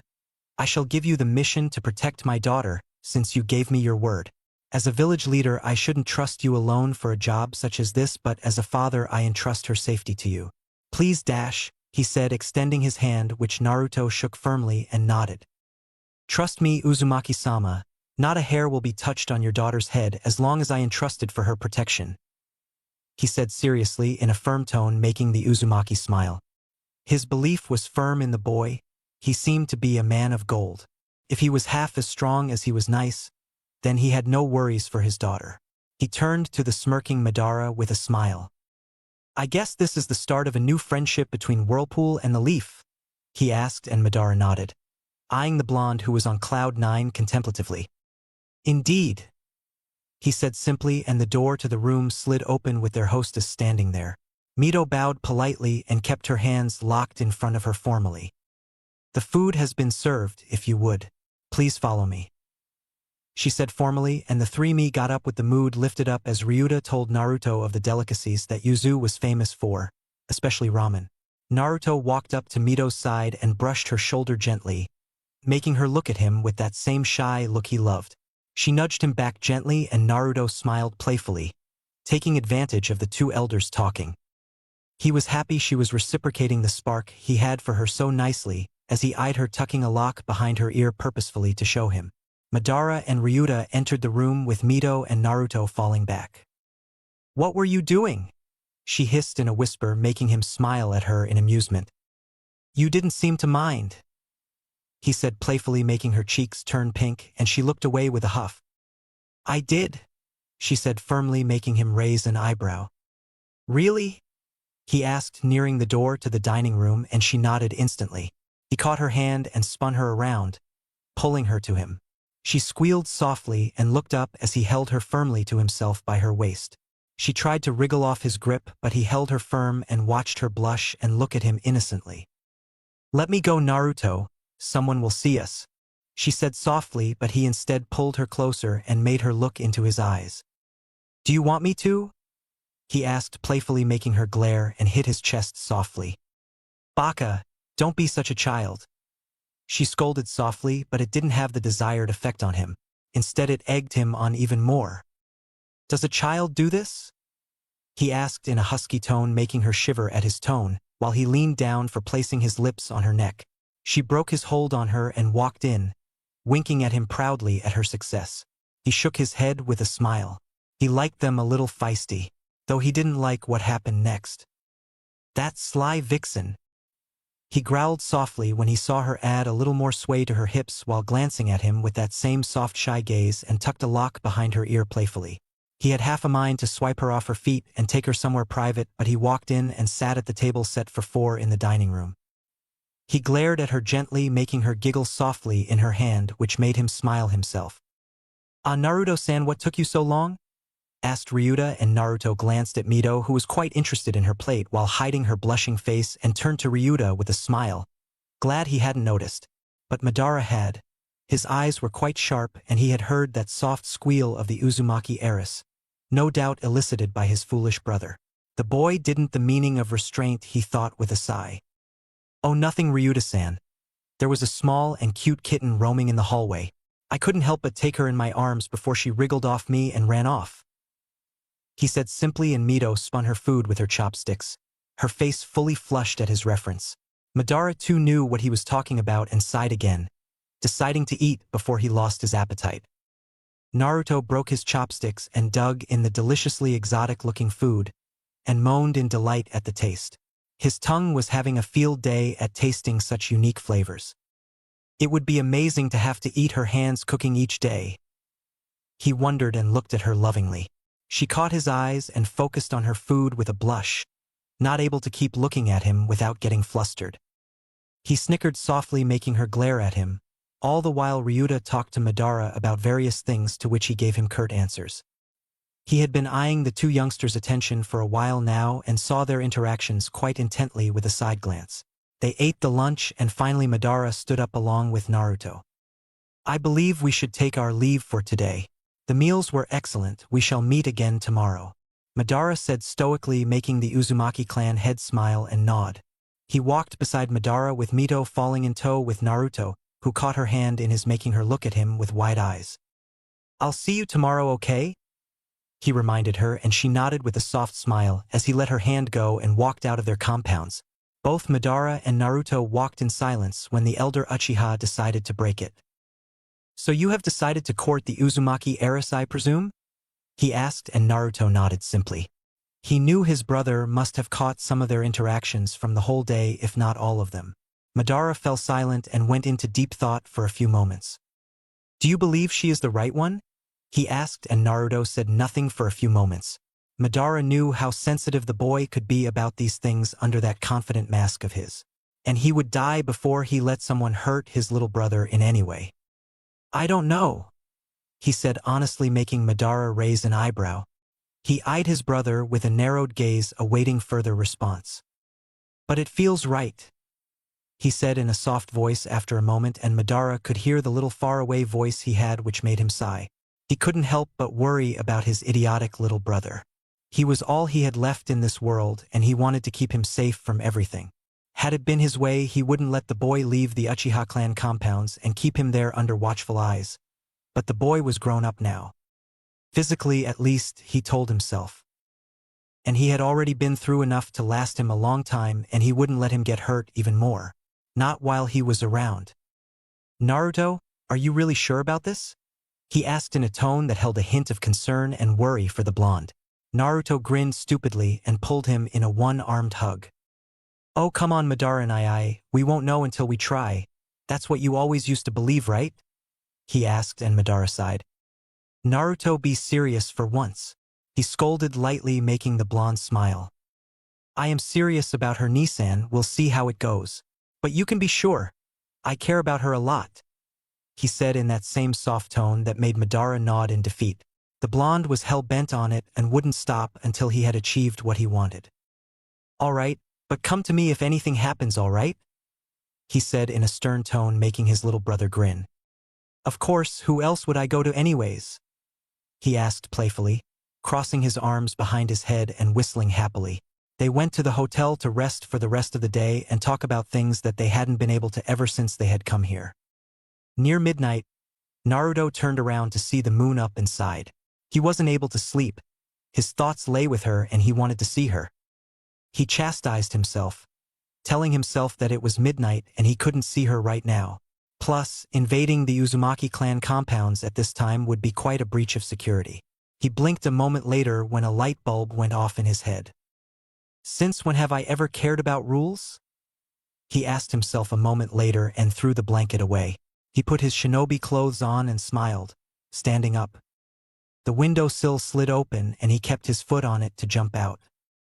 Going to seduce the Uzumaki heiress at midnight in her own room, no less? Asked a stoic voice, breaking the silence suddenly. He tripped and fell face first onto the roof outside and groaned in pain, clutching his nose. He cursed the man standing with his elbows on the window and looking at him with the glowing crimson eyes of his clan. I'm not going to seduce her, damn it! He hissed angrily, making the elder Uchiha snort. Yeah, right, going to meet her at midnight in her own room. He pointed out, making Naruto sputter out incoherent curses at the man who just smirked in amusement at his flustered little brother. How did you know I was going to go to her anyways? And why aren't you asleep for that matter? He asked in an accusative glare, while he sat down on the roof with crossed arms and legs, making it look quite comical seeing the time. I know you better than anyone, your foolishness and idiocy is unparalleled. He pointed out in a matter-of-fact tone, making Naruto's eye twitch at his firm tone. Plus, how can one sleep when I know you'll do something that will bar me entry to Yuzu for the rest of my life? He pointed out, and Naruto grit his teeth and fumed heavily. He was almost about to release steam from his ears if that was possible. Why you dash? He was cut off by his elder brother yet again. Plus, do you think you can infiltrate the household of the village's leader, whose village is known throughout the elemental nations for their impenetrable defense? He asked curiously, making Naruto blink and forget about his anger for a moment. He hadn't thought of that, he mused, scratching his chin, making Madara sigh. Well, I can break through a barrier or some privacy seal if need be, he pointed out, making Madara raise an eyebrow and nod after a moment. He knew his brother had a good hand at sealing, better than anyone in their clan. And what was your complete plan? He asked and grew curious when he saw Naruto grin confidently, and he motioned for him to come closer. Madara leaned down as Naruto brought his lips closer to his ear while cupping them. I was going to wing it, he said with a mischievous chuckle, as if it was the best plan in the world. Madara had a tick mark on his forehead while his eye was twitching dangerously at his stupid brother. You can't be serious? He asked in disbelief when Naruto grinned and patted his chest proudly with a nod. Bonk. Naruto rubbed his head where a lump had formed, courtesy of his brother's fist. Kyuso, it hurts, he whispered as if crying, making Madara sigh. He could be such a child sometimes. When will you grow up, Naruto? He asked when Naruto got up with a grin and gave him a kiss and a light pat on his cheek. Never.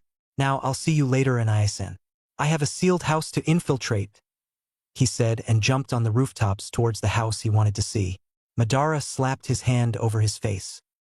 He was certain a few more days like these and his face would be as hard as stone from all these facepalms. He went in, closing the window behind him. He knew no matter how idiotic his brother was, he could take care of himself.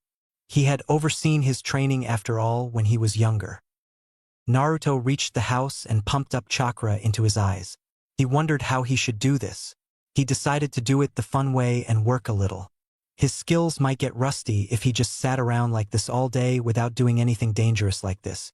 He narrowed his eyes on the barrier and concentrated on the chakra flow in it. The way it flowed was almost rippling, like waves. A water-based barrier then? He surmised and knew instantly how to break it. He just needed to heat it to the point where it would open up on its own, and no one would be none the wiser since the barrier would dissipate off energy trying to keep itself firm and not be breached through brute force. He gave himself a pat on his back and took out for three-pronged kunais. He dug on in one corner of the house and stealthily did the same with the rest. He crouched down by the first kunai and started going through hand seals ending on tiger. Uchiha flame formation. He whispered and erected a purely fire-based barrier of his own clan and reversed the chakra flow of the normal to make it clash with the one surrounding the house. He grit his teeth while the barrier drained him off chakra and wondered how much did they put in a simple barrier to protect a house. His sweat dropped a moment later. The Uzumaki clan are known for their sealing skills, unique and huge amounts of chakra reserves as well as longevity of youth due to the unique chakra. He remembered his brother's lecture and sighed. He felt a bead of sweat roll down his forehead and sighed in relief when both the barriers were dropped finally. His own reserves were pretty massive, but these Uzumakis were something else. He walked into the now open house and rose an eyebrow at the chakra absorption seals on the walls and privacy and security seals on the doors and windows, which would trigger an alarm if he didn't be careful enough. He opened up his senses and located the room where the princess was sleeping in and smiled, looking up to the second-floor window on the right wall of the house. He knew trying to stick on the wall with chakra would be foolish since the chakra absorption seals would just absorb all of it anyways. He grinned at the challenge it had for him. This was fun.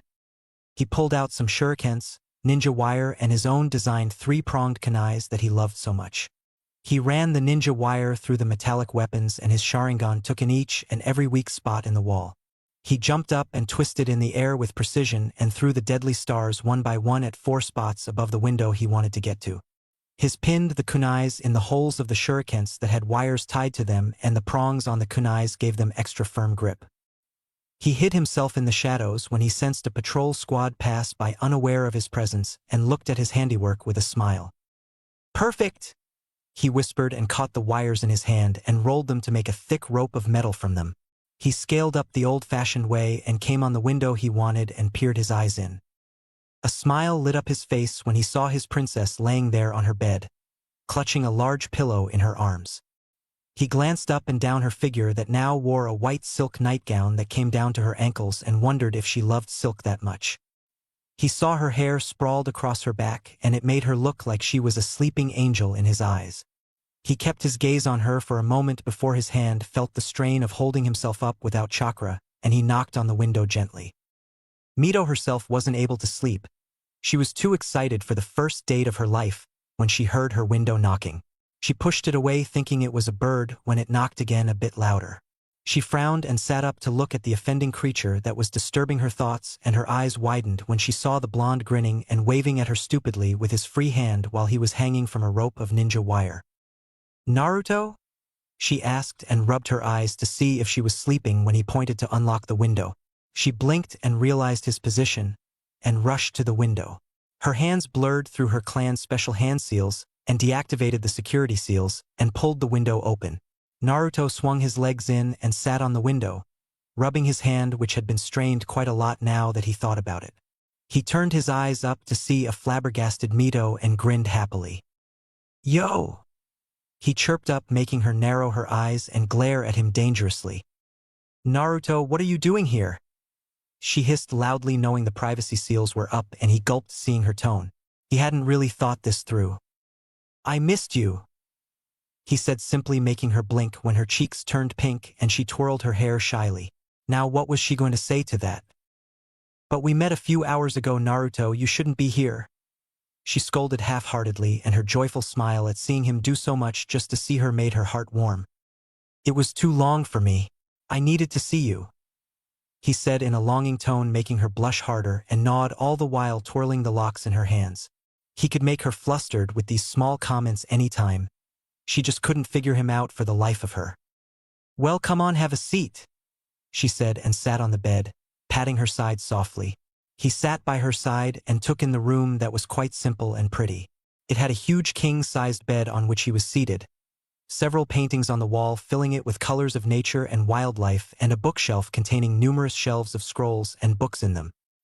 He turned his gaze back to the innocent girl who was looking at him with wide, curious eyes, as if he was the first boy she had ever met. "So, what did you want to talk about?" she asked, innocently making him blink. He really hadn't thought this through. Now what should he say to not make himself seem completely stupid? "About our date," he said after a moment, and realized how stupid he must have sounded. Mito didn't realize his thoughts and nodded slowly. She was slow in these things after all. "Oh, what about it? Did you have a change of plan?" she asked, innocently making him sigh in relief inwardly. A chibi Naruto gave a victory sign in his head at his success, and he smiled at her innocence. "No, we forgot to pick a time, remember?" he asked and flicked her nose playfully. She wrinkled it and rubbed it, making him chuckle. She pouted cutely, which made his eyes linger on those oh-so-kissable lips longingly. "Yes, so have you thought of a time?" she asked, breaking him out of his stupor, and he nodded hesitantly before a plan kicked in his mind. "Mito, how about we go for dinner?" he asked, and she nodded, seeing no problem with it. "Where to, Naruto? You know that each place we go, we will have to be discreet because everyone knows me and rumors might spread," she said, playing with her gown over her lap, and he nodded, now realizing how half-arsed his proposal had been in the afternoon. He remembered her lunch from earlier and formed a new plan. "Mito, can you cook something for us tomorrow? I know sounds stupid of me to ask this, but dash." He was cut off when her fingers covered his lips and she gave him a warm smile. "Of course I can, Naruto. I love cooking. I'll seal them up in scrolls and they'll be fresh and hot when we eat too," she said, and he smiled, kissing her fingers gently, making her pull them away with a blush. "So where would we go?" she asked in a happy tone, making him see the childlike excitement in her eyes. He chuckled, seeing her expression, and she pouted cutely, making him choke a little in his answer when he eyes her lips longingly. "The waterfall clearing where we first met, it would be perfect," he said, and she smiled and nodded. It sounded perfect to her too. No one used that place anymore, and it was so pretty with all the deers and fireflies around. "Okay, that sounds perfect," she said happily, making him smile and nod. "All right, I should get going," he said, and she nodded with a smile. She saw him looking at her for a few moments and not getting up, and grew confused. "Something wrong, Naruto?" she asked, and he couldn't help but smile at the obliviously innocent girl. "I need a good-night kiss, Haim," he said simply, and smiled in amusement when all the blood rushed to her face and she turned a bright red. No?" she stuttered out, making him frown at her denial. "What's wrong with a small kiss, Haim? Don't you like me?" he asked in a tone that showed the hurt in his voice, making her chew her lips nervously. He wanted to kiss her all the more at that cute gesture she always did whenever she was nervous. "Do I have to?" she asked in a small voice, making him raise an eyebrow. He placed a hand over hers, making her look at him. "What's wrong, Haim? Tell me?" he asked softly, making her look down with a little feeling of shame. She squeaked out something incoherent, making him raise up her chin with a small smile. "What was that, Haim?" he asked softly, making her look at him pleadingly. "I haven't kissed before," she said in a small voice, making his own eyes widen in surprise. "How old are you, Haim?" he asked, and she looked down, even more ashamed now. 18, she whispered in embarrassment, and he cupped her cheeks in his hands to make her look at him. "Do you want to kiss me? Do you mean to be your first kiss, Mito?" he asked softly, making her nod shyly. He couldn't help but smile as he pulled her closer by her waist, making her squeal softly. He cupped her cheek again, making her look at him with those same shy and nervous eyes he adored so much. He leaned down, making her eyes widen slightly, clearly not expecting this, and opened her mouth to say something. "Naru she whispered when he captured her lips in his own and pulled her closer by her waist. Her eyes widened comically before she closed them and pressed her lips back on his. He pulled her thighs on his lap gently and held her by her waist, brushing her long hair and petting them gently. She wrapped her arms around him out of instinct and ran her fingers through his silky golden locks. He tilted his head to the side a bit when she gasped for air and devoured her lips with his own. She moaned in delight, making him shiver as a spark ran down between them. He ran his lips over hers gently and roughly for some moments and loved how she moaned each time. He broke off for a moment when she breathed in deeply and he dove right back in. He had wanted it so much and he wasn't letting the chance to ravish those soft lips go. She opened her mouth like before to keep up with his lips when he tilted his head, and she was stunned when his tongue snaked in her lips. She opened her eyes to see him break off as he felt her not responding. She breathed heavily and hugged him tightly, ashamed that she had broken up his spark when he was kissing her so lovingly. It had felt so great, but like always she had been thinking too much and ruined it. She sniffled in his neck and heard his soft coos and soothing words to calm her down. Naruto felt that he had pushed her too far, and she hadn't been ready for a full kiss when he heard her mumble something in her sobs. "I ruined it. Please don't be angry. I'm sorry." She mumbled incoherently in sobs, and he hugged her tightly for reassurance. "Sure. It's all right," he whispered, making her look at him with a sniffle when he cupped her cheeks and wiped away her tears. "You were amazing," he whispered, honestly, making her look at him to see if he was lying, but she saw his loving gaze and smiled childishly with a small hiccup. "Really?" she asked softly, and he couldn't help but chuckle at the cute girl. She was far too innocent when it came to these things and got off even on the smallest of things. He pecked her lips and wiped her eyes with his sleeves and nodded. "Really?" he said honestly, and he raised her chin up to meet her shy violet orbs. "Want to go again?" he asked hotly, leaning down to her lips, and she shivered a little and clutched his shoulders tightly with a soft "hi." Felt so amazing and she wanted it again. He pushed her back on the bed gently and laid down over her. She looked so lovely with her hair a little messy and those cheeks and lips so puffy. Her gown strap on her left shoulder had slipped, making her look so sexy in his eyes. "You try your tongue this time, all right?" he told her, and she nodded as he captured her lips in a gently kiss again. He tilted his head to the side and opened his mouth with her doing the same as he felt her small tongue slide in slowly and sloppily move around. He massaged it with her own to improve her sloppy attempt and loved the soft moans she was letting out. He pushed her tongue back and ravished her mouth with his own, feeling each and every inch of her small mouth until his satisfaction, and broke off to see a flushed Mito looking at him lovingly. Both now sported swollen lips as Naruto made out with her, while she kept him in her arms for another hour in her bed. The sparks both felt were out of this world, and finally Naruto broke off the kiss with a trail of saliva to see her red lips, and his own lips was bleeding slightly from her soft bite earlier. She traced her finger on his cheek and cupped it when he leaned in her hand and looked at her longingly. "Naruto, what are we?" she asked softly, making him look into her confused eyes that looked so scared. He caught her hand and kissed her fingers softly, making her smile. "What do you want us to be?" he asked curiously, and she said nothing. "I don't know, Naruto," she said honestly. She didn't know how or why she had let it lead to this. A boy she barely knew, who belonged to the clan she hated most in the world, had wormed his way past her barriers and straight into her heart. Here she was doing things she didn't even think of before, and she loved it. Scared her. He watched her eyes moving in thought and pecked her cheek to break her out of it and look at him. "Don't think too much. Sometimes, let your heart do the thinking. Just let it flow and we'll see what happens, Kay?" he asked, and she nodded, instantly feeling better. "And that was one hell of a first kiss," he said, and she giggled, kissing his fingers that he was brushing her hair with. "Hi, I'm glad it was you," she said, and he nodded with a smile. "Me too," he said honestly, making smile. "And the last, if I have anything to say about it." He thought confidently but didn't say it out loud. He was going to win her over completely. He knew she was the one for him now, even if she didn't know herself. And he had one trait every Uchiha possessed. When an Uchiha wanted something, he took it. As simple as that. "Can you stay with me tonight?" she asked softly, making him look at her surprised. He wanted to say no but couldn't when he saw her pleading eyes. He didn't want to lose restraint and make her feel uncomfortable, but if she wanted it, then he would let her. He lied down by her side and pulled her closer, her face snuggling in his neck while she curled herself around him. She felt so safe with him, knowing he wouldn't do anything to make her feel uncomfortable, and she wanted to hold on to that safety for the night.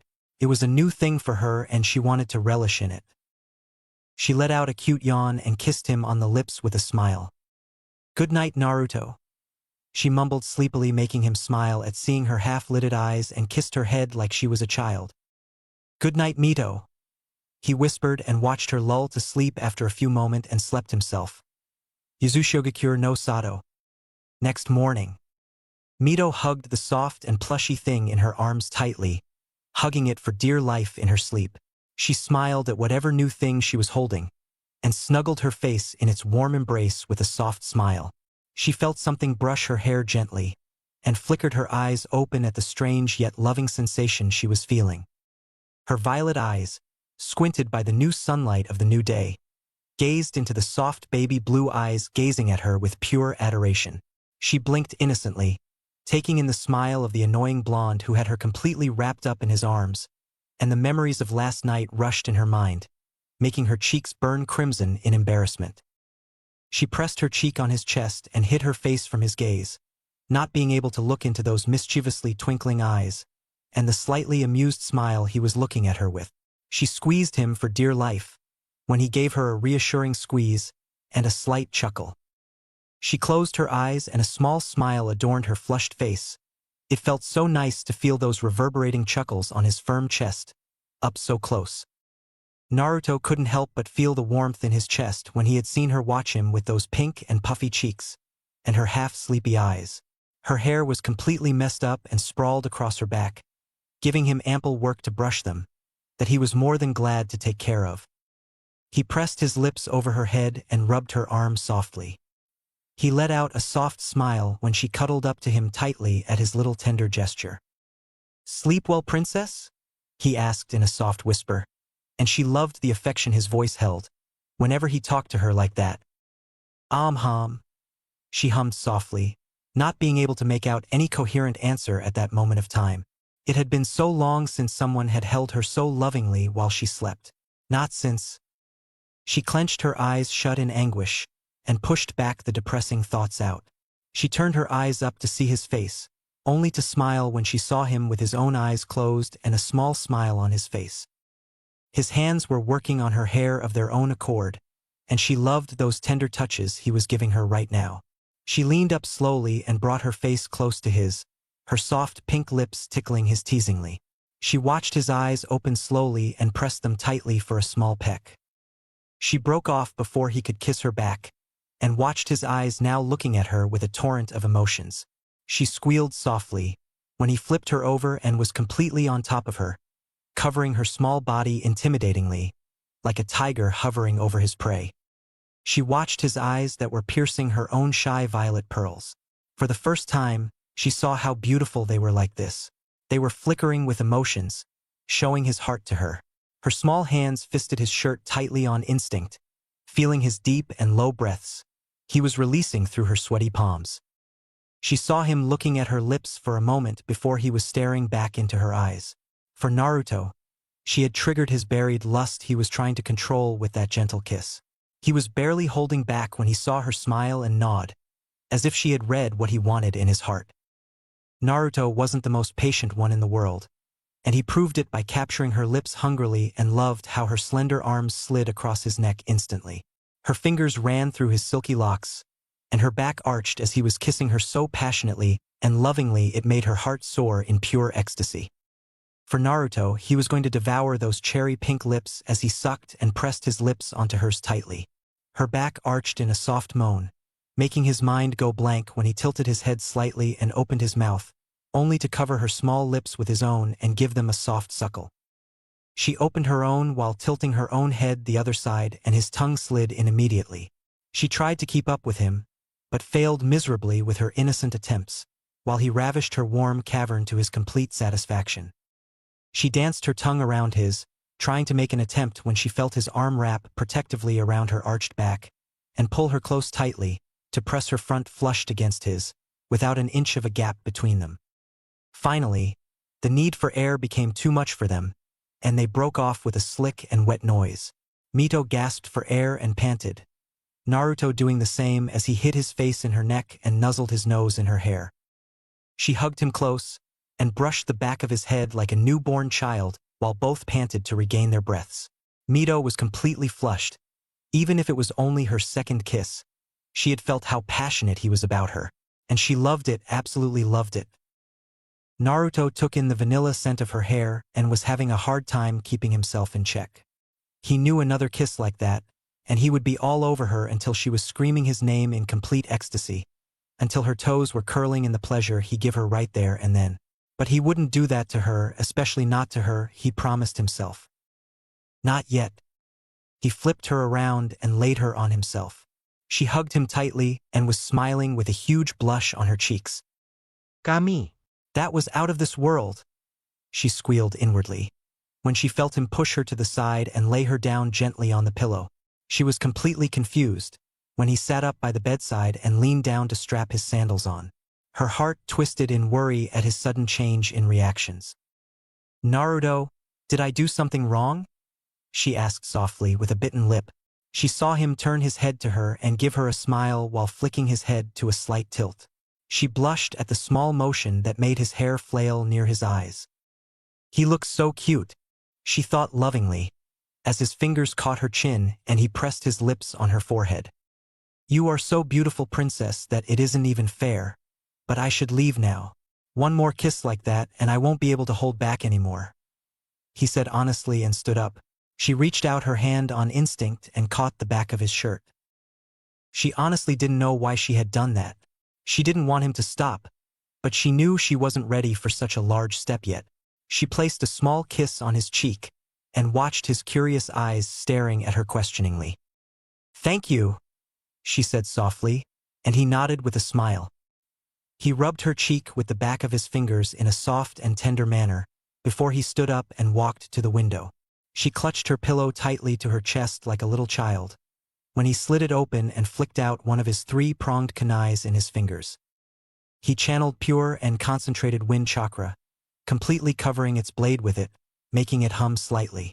He flicked it by the ring between his first two fingers, straight towards the direction of his own hotel room.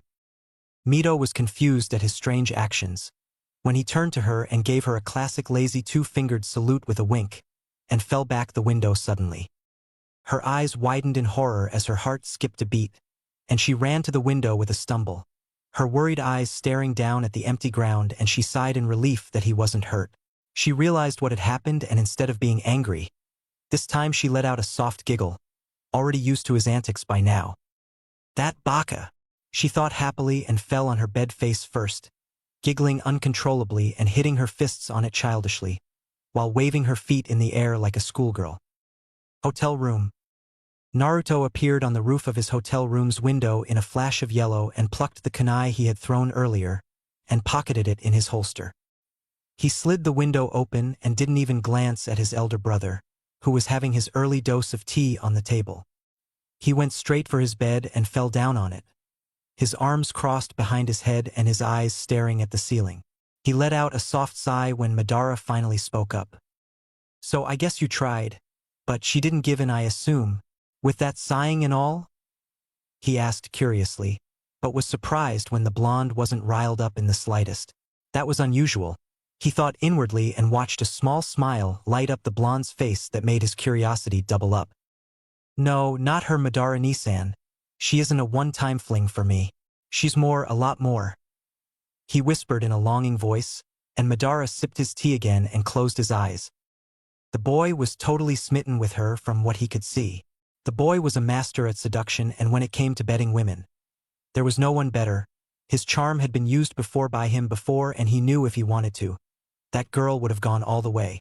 That is, had he wanted to. He's actually serious about this, he thought tiredly and put his cup down. The boy was great at giving him new headaches all the time. He would have gray hair quite soon if this went on any longer. He hadn't believed the boy until now, but now he knew what he felt about the girl completely. He stood up and walked to his bedside, sitting down on it while Naruto made some space for him to be comfortable. Madara stretched his legs on his bed and sat silently with his little brother in the same position as before. Naruto, you do know that the Senju and Uzumaki clans have had strong relations since the old time in the past? He asked in his stoic voice, and the blonde said nothing, but Madara knew he was hearing him with all ears. And I know you know in your heart that what the two clans will propose to solidify the alliance between the villages is something that will involve her.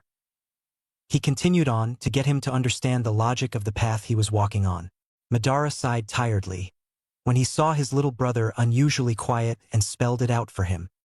The villages will propose that the heir and heiress to the strongest clans amongst the two villages be wed, to make the alliance a symbol between Konoha and Yuzu. He stated logically to make his brother see reason, before he was hurt because of this stupid goose chase. Naruto said nothing and Madara was getting a little worried inwardly. It was really unlikely for Naruto to stay silent and serious for so long. Madara-ni-san, tell me one thing, he asked suddenly, and Madara's stoic onyx eyes stared into his calm baby blues. Who is the strongest clan in Konohagakure no Sado? He asked suddenly in a rarely serious voice, making Madara open his mouth to answer, but pursed his lips shut after a moment wordlessly. For the second time in 3 days he was at a loss of words. He knew the answer to that question was a scandal in itself. The Senju now overpowered them in pure numbers, but the Uchiha clan still made it a close gap by their sheer skill and battle prowess. And that was without saying how revered their Kekkei Genkai was among the world, along with their dangerous reputation built over the years. He saw the small smirk on Naruto's face, and couldn't help but smirk himself. Now he saw where his foolish brother was going with this. So I guess you want a new alliance between Konoha and Yuzu by allying the Uchiha and the Uzumaki clans? He asked stoically, with a hint of appreciation for his keen and deceptive thinking. Naruto merely smirked and said nothing, letting the man put the pieces together like he knew he would. Now, wouldn't that be something? Naruto asked playfully, and Madara's smirk widened ever so slightly. Now that would be something else indeed, he answered stoically, and now his mind was churning its gears wildly. Their clan would be strengthened so much by the alliance, and it will become a crucial part of the village as soon as the pact was signed. All the worries he had in his heart about the Uchiha being pushed to the side would be laid down instantly, since they would hold a large political influence, almost double the one they already held right now among the Fire Lord's courts. And the village was looking for an alliance by any means necessary. It wasn't signed anywhere by anyone that it had to be the Senju who allied themselves with the Uzumaki to form an alliance. It was merely the most logical choice there was after their long shared past together. But new bonds would do them both good. After all, both clans could gain a lot from joining up as one from this new alliance. He had to do a lot of thinking and planning to pull off something like that, but there was something that was absolutely needed for this all to work. Naruto? He asked, and the blonde hummed softly, merely showing that he was listening to the man. You do realize what this means, right? Are you really that serious about it? Marriage isn't a small matter, and you have only known her for a few days. How do you know she loves you or you do the same for her? He asked seriously, and Naruto sat up and stared at him back with double the seriousness his own onyx eyes held. She loves me, I know it. She has fallen for me and I have fallen for her.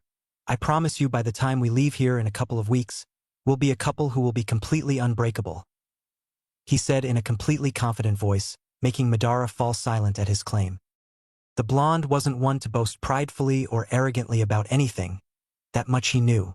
But this was big, too big, even for him. He stared at him seriously, to see how much he meant it, and was happy when he saw the same seriousness in the blonde's eyes. Finally, he broke the stare off and put his hand on the blonde's head gently, making his baby blue eyes look at him innocently like a child. All right, don't worry. I'll take care of all the political sways. If you really want this so much, then I guess we can make it happen. I'm sure Hashirama wouldn't mind this one bit too, and the clans gain a lot from it too. But don't be too hell-bent on it if it doesn't work out all right, and come to me whenever there is even a slightest bit of problem with you. You hear me? Do not take any foolish steps like you always do and then not come to me for help. He asked seriously, and Naruto nodded, instantly hugging his brother tightly with a huge smile. Madara patted his back a couple of times, and the blonde broke off with a stupid infectious grin that made him smirk himself. All right then, I'll be off. I have a lot more work now thanks to you, he muttered in annoyance, making the blonde chuckle at his predicament. You deserve IR anyways, for always being such a bastard, he said pointedly, making Madara frown. Now that I think about it, a Senju Uzumaki alliance will be quite a lot easier, he muttered to himself, and Naruto was clutching his waist childishly with horror-stricken eyes. Oh, come on, don't be such a bastard. I didn't mean it, he shouted, pleading pathetically, and Madara crossed his arms and huffed.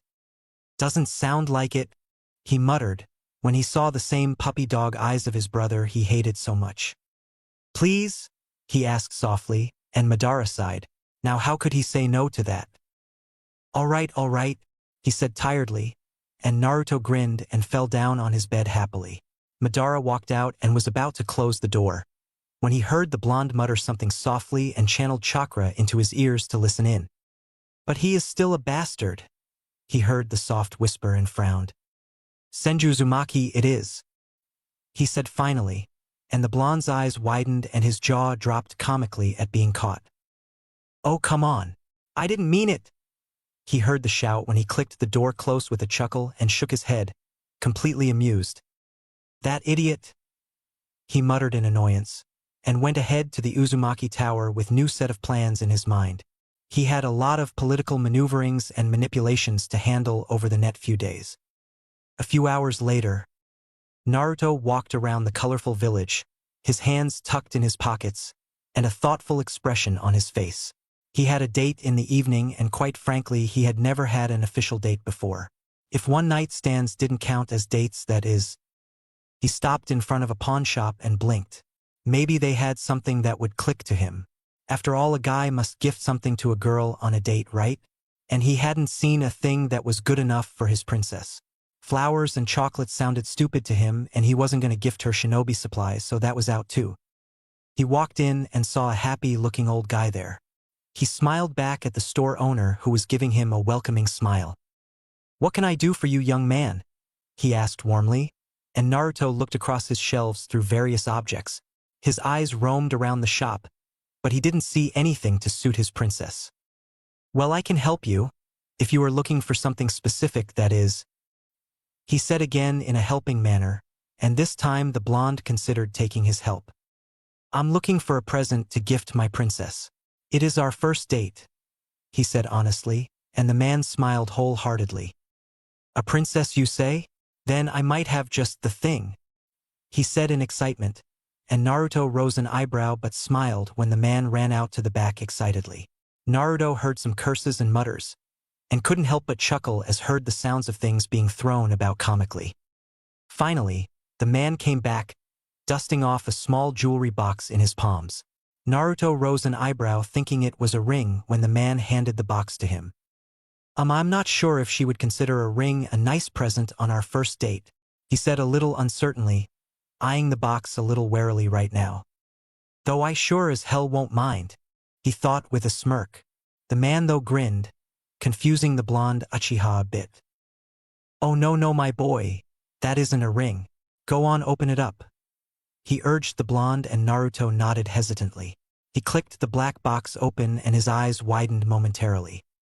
He picked up the small dangling earring in his fingers gently. It was so beautiful. Its center had a large sapphire that was no doubt real from what he could appraise, and studded with little diamonds all around it, forming a small yet elegant leaf-like pattern.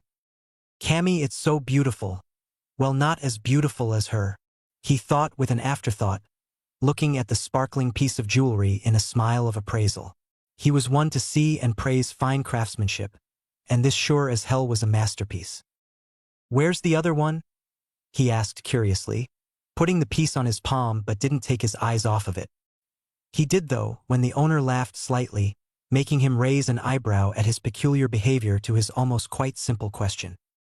"That, my boy, is the last piece of jewelry, from a long line of artisans found in the lost clan of Hozuro, the master craftsmen of peculiar ornaments that used to reside in the land of stars," he answered, and now Naruto was even more interested in the piece.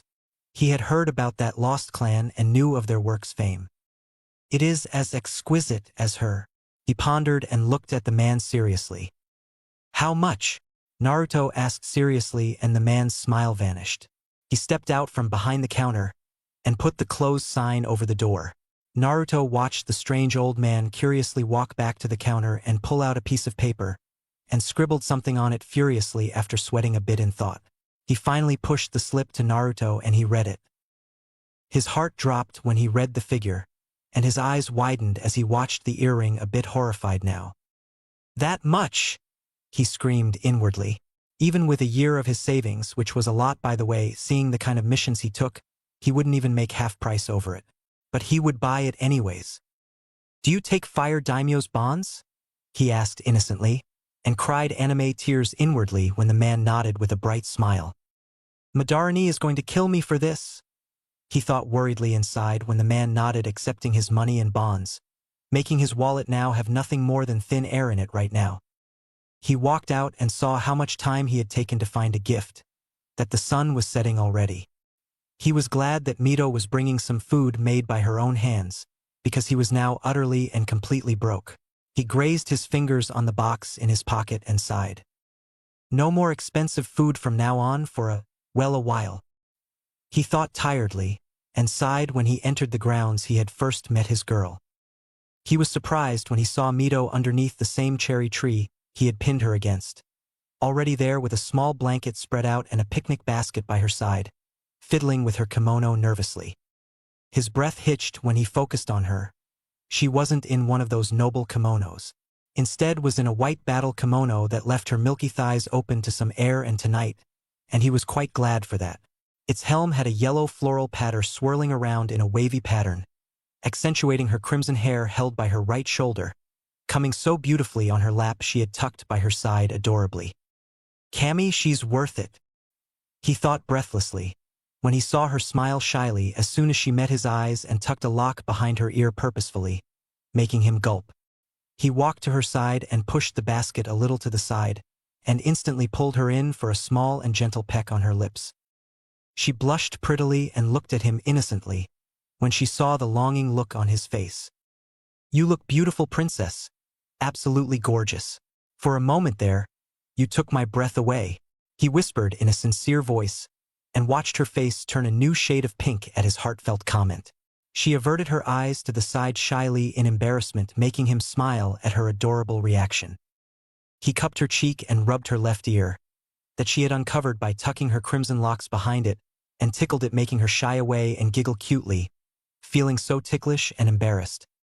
"I have just the thing to make you look like an angel from Cammy's realm herself," he said softly, and put the box in her hands and closed her fingers on it. She looked down at the jewelry box in her hand, before opening it, and her eyes widened in shock.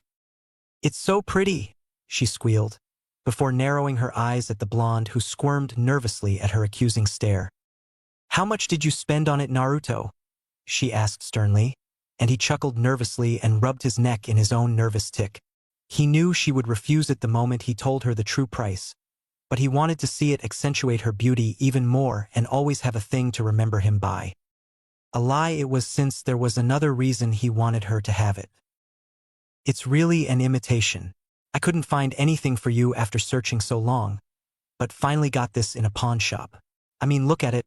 It's so pretty, and they only had one left. I couldn't even find a pair. It was so damn popular." He lied smoothly, and she kept her narrowed eyes, but his face gave nothing away, before she broke into a soft smile and nodded. "It's really pretty," she said softly, touching it gently with her finger in a gentle poke. Even if it was a fake, it was the thought that mattered to her. She was going to wear it always, no matter what. Naruto took it in his fingers and pulled her face in his hand, cupping it gently. "May I, my lady?" he asked playfully, making her giggle and nod cutely. "Hi, you may, my loyal servant." She played along, and he chuckled himself with a nod, glad that she was playing along. "Whatever the princess says, the princess gets," he said, completing the game, and clicked it in her ear. He flicked it gently and watched it dangle from her ear with a little frown. It was sparkling so brightly in the sunlight of dusk falling upon it, making a small gleam of blue give off its large sapphire in the middle. She grew worried when he frowned and clutched her hands near her heart. "Is something wrong?" she asked nervously, thinking she might be looking stupid to him with it. He brought a finger to his chin and hummed in thought. "No, it looks nice and all, but—" He trailed off hesitantly, making her bite her lip, and small tears prickled her eyes at the corners. "I must be looking so stupid," she thought, feeling like crying there and then, and clenched her eyes shut to hear some snide remark when Naruto leaned down near her ear with the earring and nibbled it in his teeth, making her gasp with wide eyes. Nearly not as pretty as my princess, he whispered in a sexy and playful voice, making her blush and pull him into a bone-crushing hug. Baka, I was so scared. Do you always have to be so? He scolded him heatedly, and he chuckled happily, much to her annoyance. So cute. He teased her, and she nodded sagely with a smile. Haikyuu, she squeaked out innocently, before realizing what she had said, and glared at the blonde who was holding his sides in laughter at her innocence. She tried to be angry at him, but instead let out a giggle before breaking out into a fit of them, and joining him in laughing her heart out. Their laughs rang throughout the clearing as she tried to hit his arms with her fists while the blonde was trying to pry her off of him playfully, but took her gentle hits gladly that didn't hurt him in the slightest. Both stopped laughing after a moment, and tried to catch their breaths when Mito put her head on his chest and wrapped her arms around his shoulders happily. Thank you, she said softly, and he smiled and hugged her back, kissing her head softly. Never thank me, princess, he whispered, and a bright smile adorned her lips as she bobbed her head up and down on his chest in agreement quite cutely. Now what had my majesty prepared to eat, for thou loyal servant? He asked playfully, making her giggle yet again at his playfulness that she just couldn't get enough of. He always filled her heart with joy, and a smile was always on her face as long as he was with her. He always kept her on her toes, but she never felt scared with him, instead quite the opposite. She felt safe and loved with him, always smiling and laughing her heart out. It was a strange and warm sensation to her, but she loved it all the more than before now. Her hands picked the basket up and opened it to bring out 2 bentos and a thermos of some of their special blend of tea out. Naruto opened his own up, before looking at the box full of exquisite seafood, the specialties of the land of whirlpools all packed into one box.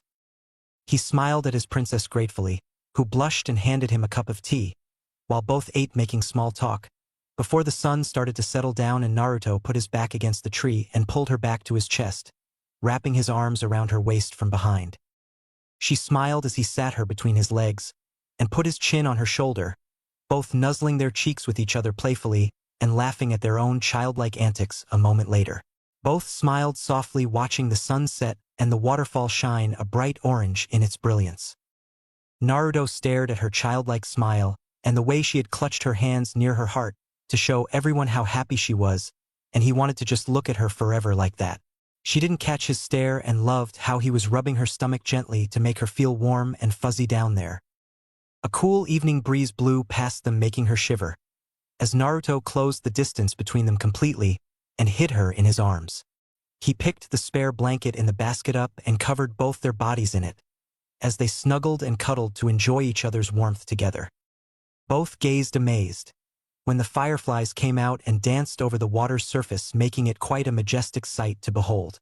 Naruto had curled her up in a ball while tucking his arms under her thighs and his chest supporting her back as he kissed her neck every so often with soft butterfly kisses, and loved how she failed miserably to pull him off in embarrassment, and instead let out soft moans that made her all the more embarrassed each time. Finally, she spoke up to break the comfortable silence that had settled between them for quite a while now. Naruto, let's tell each other about our lives. We need to get to know each other a little more, right? She asked curiously, and he kissed her cheek with a soft smile. Right? He said with a nod, and she smiled happily herself. So what would you like to know? He asked in a gentle voice, while she hummed in thought. How about we tell each other about our families first?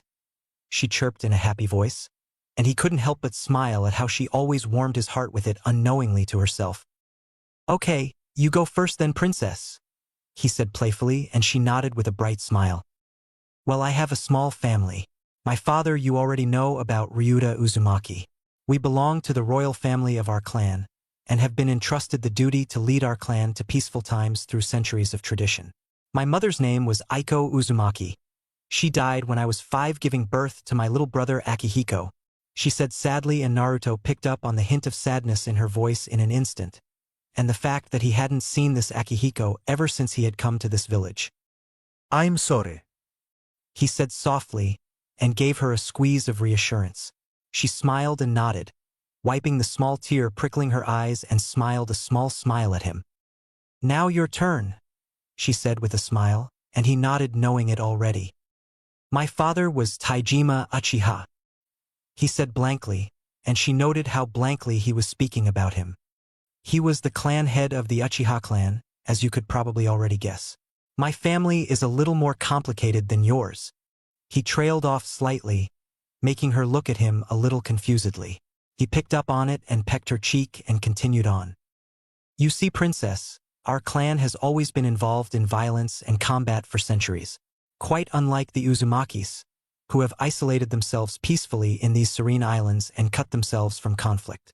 You make your living through the naturally found resources you cultivate on these lands, or your hidden sealing skills that have been passed down through centuries within your clan, so your families have adapted to it as it is. But the Uchihas and Senjus have been conflicting clans for centuries, you see. Until a few years ago, when we finally settled our differences for a solution to find peace, by laying the foundation of our own hidden village, Konoha no Sato. He explained like a teacher, and she nodded with a new childlike realization. She hadn't quite seen the world, always being groomed as an heiress, but now she could firsthand listen to an outsider's life in detail, rather than reading about it in books with superficial information. She gave him her rapt attention as he spoke on undeterred. So our clan have always had the customs of having many children in quick successions, since the death count has always been high. Unlike the Uzumakis, our clans became so involved in the warring disputes over whose clans gets more missions, or land disputes, or rather any disputes, that we were pushed to a really hard state. It became so bloody in recent times that children who were old enough to hold a sword were thrust out into fights for their clans. Most of our clan's children never even got to enjoy the taste of sake before they were sacrificed in the name of the great Uchiha clan. He explained slowly, making her stomach drop a bit from his words. For the first time, she could now see how bad it really must have been for them. But a question popped in her mind at that point. How old were you when you were sent out? She asked softly, making him smile at her concerned voice. I don't quite remember clearly, but probably I was 7 or 8 back then, he said sadly, making her eyes widen in shock. She hadn't even started learning sealing at that age, for crying out loud. He chuckled, looking at her stunned face, and nudged his nose with her cheek playfully. The world isn't as bright as it seems, now is it, princess? He asked playfully, but she could sense the hint of sadness now in his voice. What it must have felt to have lost his childhood like that. She couldn't imagine. She kissed his cheek and he smiled at her reassuringly and continued on. Now where was I? Right, family. So my father now you already know, but my father married a clanswoman from our clan who was a kunoichi herself. She had 5 sons before she passed away in labor, he explained, and Mito was a little confused. He hadn't referred to her as mother, or shown any emotion for his father for that matter, until now. Taji Uchiha, Madara Uchiha, Izuna Uchiha, Eiji Uchiha, and Taiko Uchiha. They were the 5 sons of the clan head of the Uchiha clan, and my father Taijima Uchiha, he explained, making her eyes widen in shock. But what about you, Naruto? She asked suddenly, and he chuckled softly and pecked her lips to make her silent.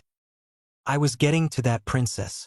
You see, in the clan wars, 5 of my brothers were thrust into the warring clans and 3 of them were killed in action, with Madara and Izuna the only ones to be left alive.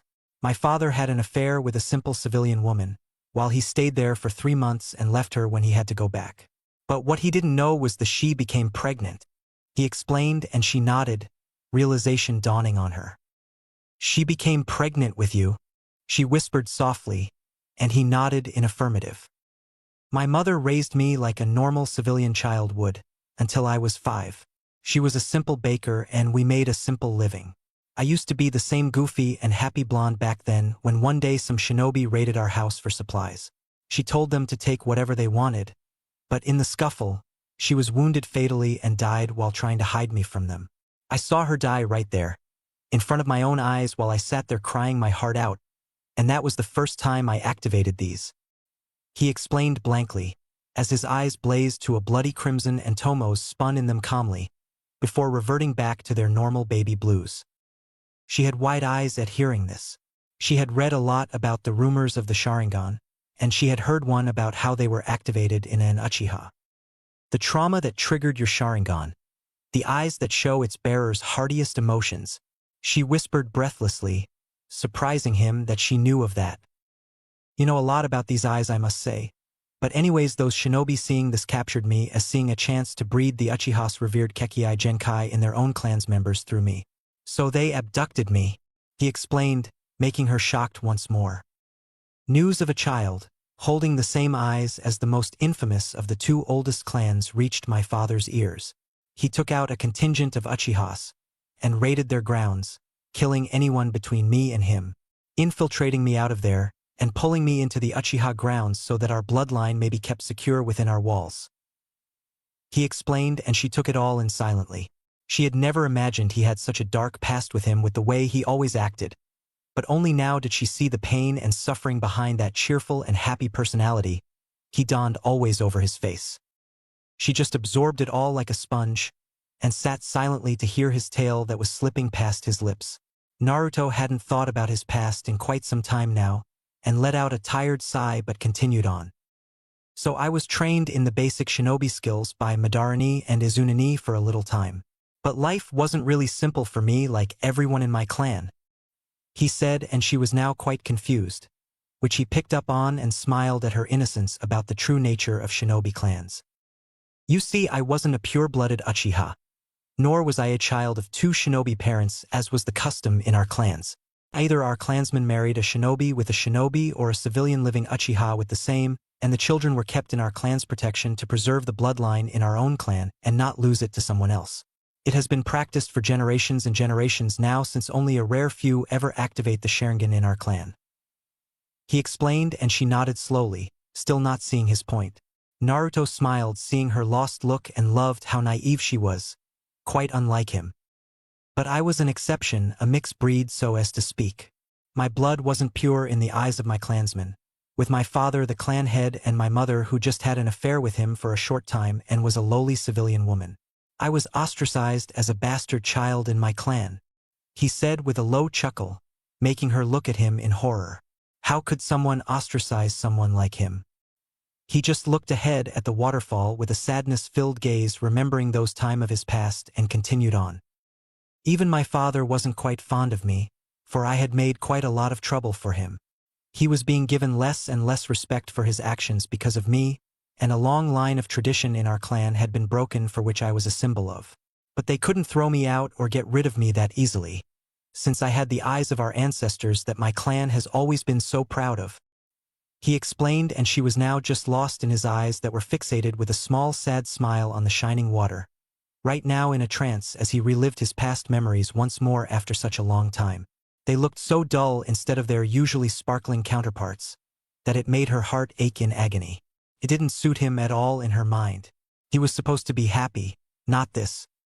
To my father too, as much as he despised me, I was a tool with powerful eyes that could be of quite some value to the clan out on the battlefield, even if it was just as a human shield. He explained, and she said nothing, though she bit her lip to stop herself from crying. Then she saw a small happy smile light up his face. But there were two who treated me like family amongst all my clansmen. To Madara and Izuna, Kamisama had returned them a brother for the three she had taken from them before, and they were quite protective of me. To them, I was their little adorable brother, that they tried to spoil as much as they could after our training was done. We loved each other the most and were quite close to each other. Izuna was the subject of most of my pranks in those days. He reminisced happily with a chuckle, and she smiled a little happy sad smile with shimmering eyes hearing his tale herself. Just that little happiness, add those couple of bonds, meant so much to him, she mused sadly but a little happily as well.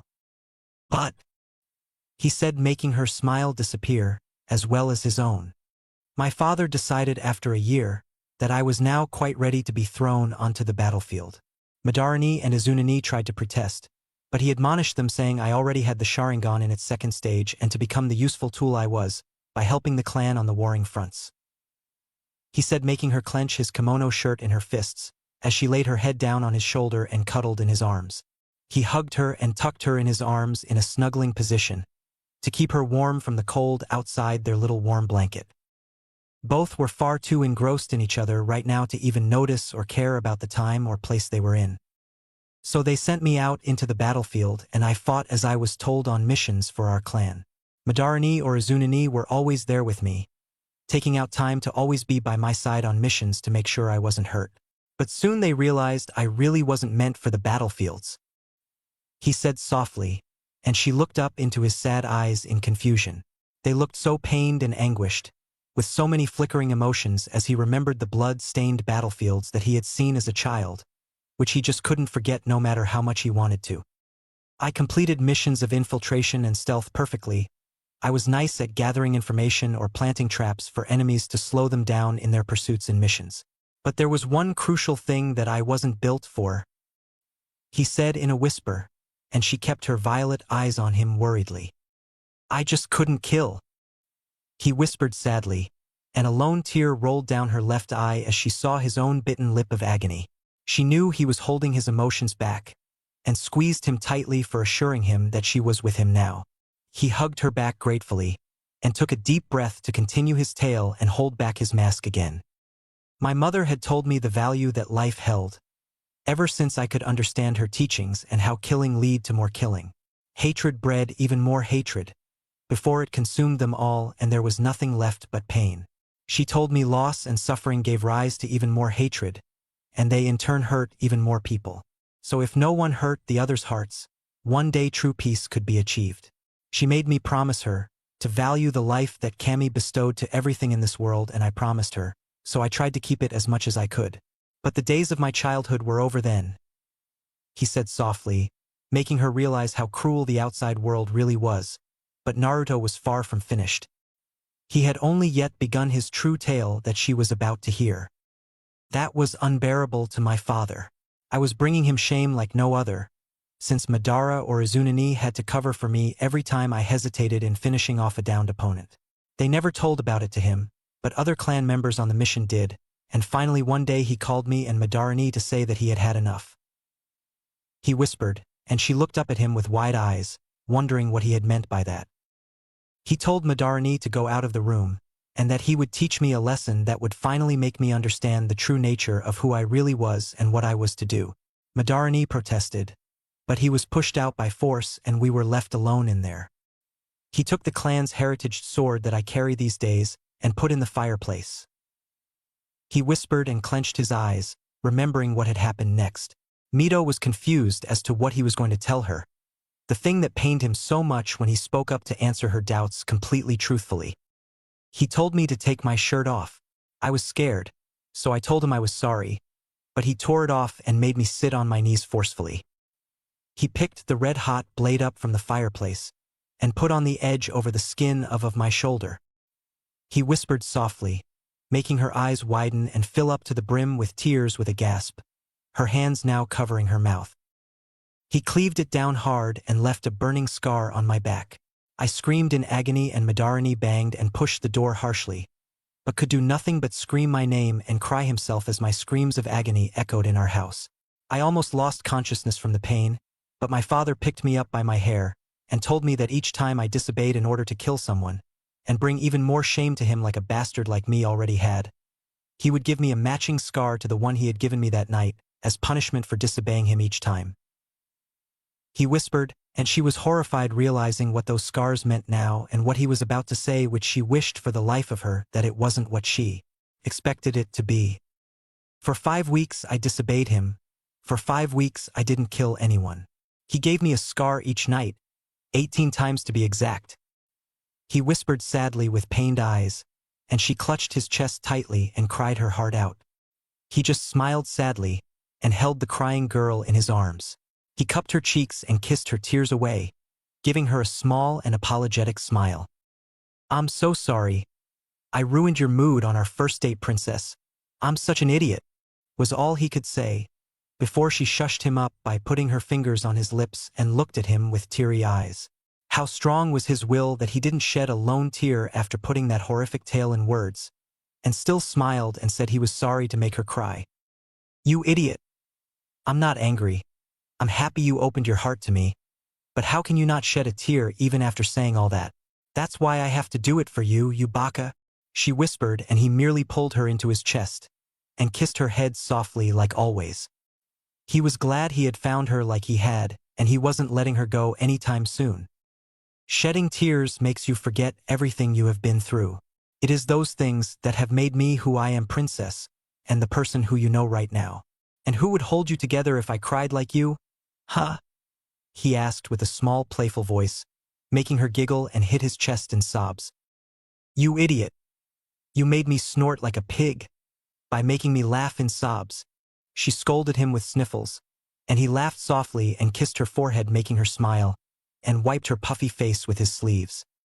Making you cry on my first date? What kind of a guy am I? He asked gently, and she smiled and put her forehead against his and gazed deep into his eyes with all the love she could muster. You are a baka, she whispered softly with a giggle, and he watched her with a loving smile as she pecked him softly and put her face in his neck, making her warm breath tickle his sensitive skin. But you're my baka from now on, you understand that? She asked sternly, and he nodded with a chuckle. Yes, I do, Mito. I'm your baka from now on, forever and ever, he said happily, and she nodded with a giggle. Good, she whispered and let out a small cute yawn.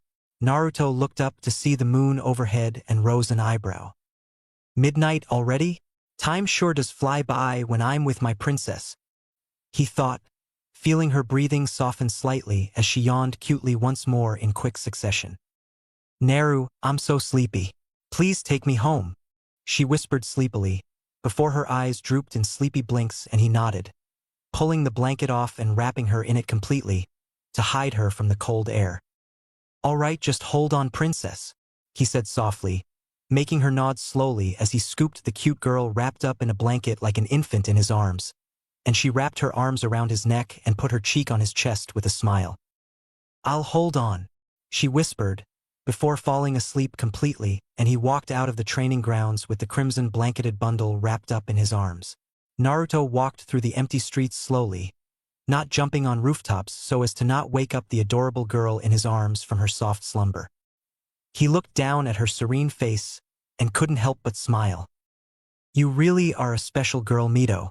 I won't let you go no matter what, I promise, he thought, and kissed her lips softly, making her smile in her sleep and snuggle in his arms a little more. He walked into her estate and stood in front of her house's door with a smile. He knocked on it gently with his foot, and heard stumbling footsteps make their way to the door hurriedly. Ryuta opened the door and was surprised to see the younger Uchiha standing there. But then he saw the red bundled blanket in his arms, and his eyes widened to see his daughter sleeping there peacefully with worried eyes. He had been worried sick when his daughter hadn't returned and was about to call a search party to look for her, before his door was knocked. He looked at Naruto with worried eyes, who gave him a reassuring smile. She is quite a light, Uzumaki-sama. No need to worry, he said, and the man sighed in relief, before moving aside and allowing him in. Naruto followed Ryuta through the halls and straight to Mito's room, before he laid her down on her bed and tucked her in, after pulling off her shinobi sandals gently off her feet. He saw how adorable she looked, and how much he had fallen for the girl to even tell her of his childhood completely and honestly in such a short time with her. He was glad he had stopped where he had, since the next parts were a bit too much for a girl like her to handle right now. He ran his fingers on her cheeks softly, and smiled when she leaned in and snuggled in them with a smile, completely forgetting about the pair of eyes watching him from the side, quite curious and guarded at his tender actions. Ryuta walked out with Naruto in tow, as the men ushered him in the living room and sat him on the cushion, while handing him a glass of water. Naruto took it gratefully with a smile and knew, now would come the question from the father of the girl he loved. Am I to believe that my daughter was with you the whole time tonight, Naruto-san? He asked blankly, making Naruto nod in affirmative. Yes, she was. I asked her out for a dinner and we lost track of time, he said honestly, and Ryuta nodded a little happy at his honest reply. At least the boy was completely blunt like a hammer, so it would go a lot easier. What happened between you and my daughter, if I may ask? He asked bluntly, and Naruto knew what he was asking of him and what he wanted to know really. Nothing happened between us. Rest assured, Uzumaki-sama. As I said, I took your daughter out for a dinner and we talked. In our conversations, we lost track of time and I brought her back like that, because she was quite sleepy at the end, he said honestly, and man nodded, seeing his firm voice, and sighed in relief inwardly. He knew his daughter well and trusted her too, but she was quite innocent too, so he was in the right to be worried about her. And I am to believe that? He asked to test him, and saw Naruto's eyes narrow in on him dangerously, instead of getting nervous like any lesser boy would have. He smirked inwardly at seeing the boy's attitude. He had the same fire in him that his clan was famous for, and he respected that a lot. You are, he said sternly, and Ryuta nodded, taking a sip of water calmly, not at all fazed by his tone in the slightest. I think I can safely assume you wish to court my daughter then? He asked firmly, and Naruto nodded, knowing how important this was. He surprised Ryuta by bowing his head slightly in an apology. I apologize for taking your daughter out without your permission. It wasn't my intention to do so, but it just slipped off me at that moment. If I may, I ask permission from you to court your daughter. He said politely and met Ryuta's serious eyes with his own. I see, Ryuta said calmly and pondered over it for a moment. He still had his doubts even though he liked the boy a lot, and he was of their equal standings too, along with Mito liking him if this date was any indication. Even though she harbored a resentment towards his clan, she was still willing to accept him, so that had to mean something too. You like my daughter then? He asked seriously and got a nod from the blonde instantly and nodded back. So you are attracted to? He was cut off by the blonde instantly. It isn't attraction. Don't downgrade my feelings towards her by using that word. I request you. He said firmly, and a ghost of a smile appeared on the old man's face. I see. He said it politely as he could, and Ryuta looked at the boy appraisingly. In all honesty, he had no qualms with the boy, and he didn't hold any grudges against the Uchiha like his daughter did in her heart. He knew the shinobi world for what it was, and wasn't as naive as her to hold grudges against everyone who hurt them. You have my permission then, he said calmly, making Naruto smile before he spoke up. But if you hurt my daughter, he let the threat hanging, and Naruto couldn't help but gulp at the man that looked so intimidating right now. Girls' fathers are really scary, he thought, and sweat dropped when he thought about what he was thinking. I won't ever hurt Mito, trust me, Uzumaki-sama. As long as she is with me, I won't let her get hurt, I promise, he said sternly, making the man stare at him for a moment while the blonde met his stare with his own icy blue eyes, before nodding with a smile. All right, it is Mito's wish if she wants to see you, and I won't stop her from seeing anyone she wishes to, so I guess you two have my blessing. But please take care of her. She is an innocent girl, really, he said warmly, and Naruto nodded with a smile, already knowing how naive she could be under her nobility mask she wore in public. I know, and I adore her all the more for it, he said softly, and Ryuta smiled at hearing the affection in his tone in that sentence. He was glad that his daughter had chosen someone worthy enough to see for herself, and at the right time too, he mused as an afterthought. All right, then I guess we can talk tomorrow.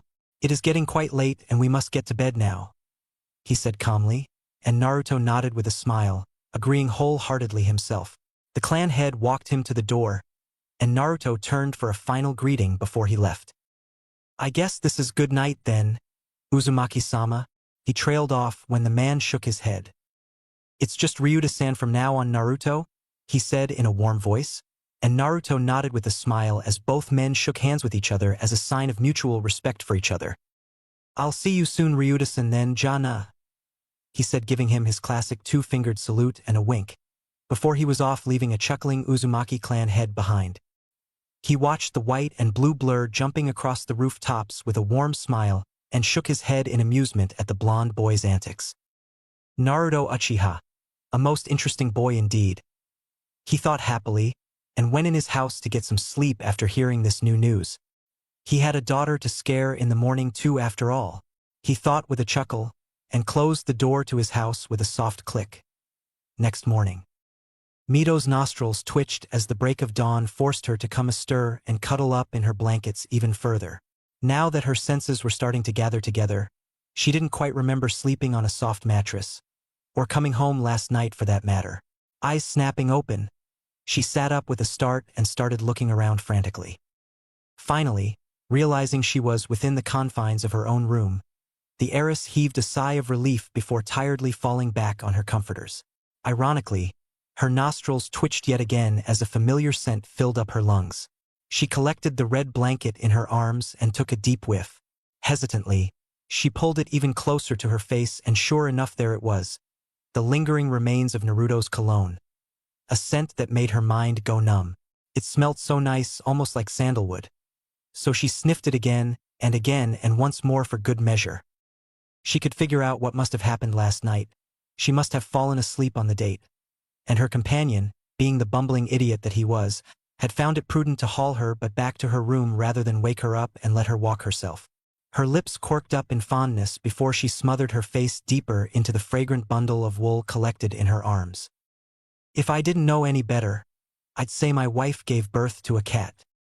Kia. Rolling opposite to where the voice had come from, Mito fell down the bed and rubbed her sore backside with a wince. "Oh, Tasama," she whined pathetically, glaring down at the amused man with all her might. As dangerous as she tried to appear, her glower had absolutely no effect on the man who was more engrossed in enjoying his tea at the moment to notice her all-righteous fury. "Mito," Ryuta started, his voice gravely serious. "Where were you last night?" he asked. Mito gulped. She hadn't heard her father be so serious in quite some time, and this time she knew she was at fault. Out?" Her mumble made him narrow his eyes on her even more, and all the while she shrunk further and further under his gaze. "I was with Naruto," she finally relented. Ryuta forced his lips down, already knowing that fact but still proud that his daughter wasn't hiding anything from him.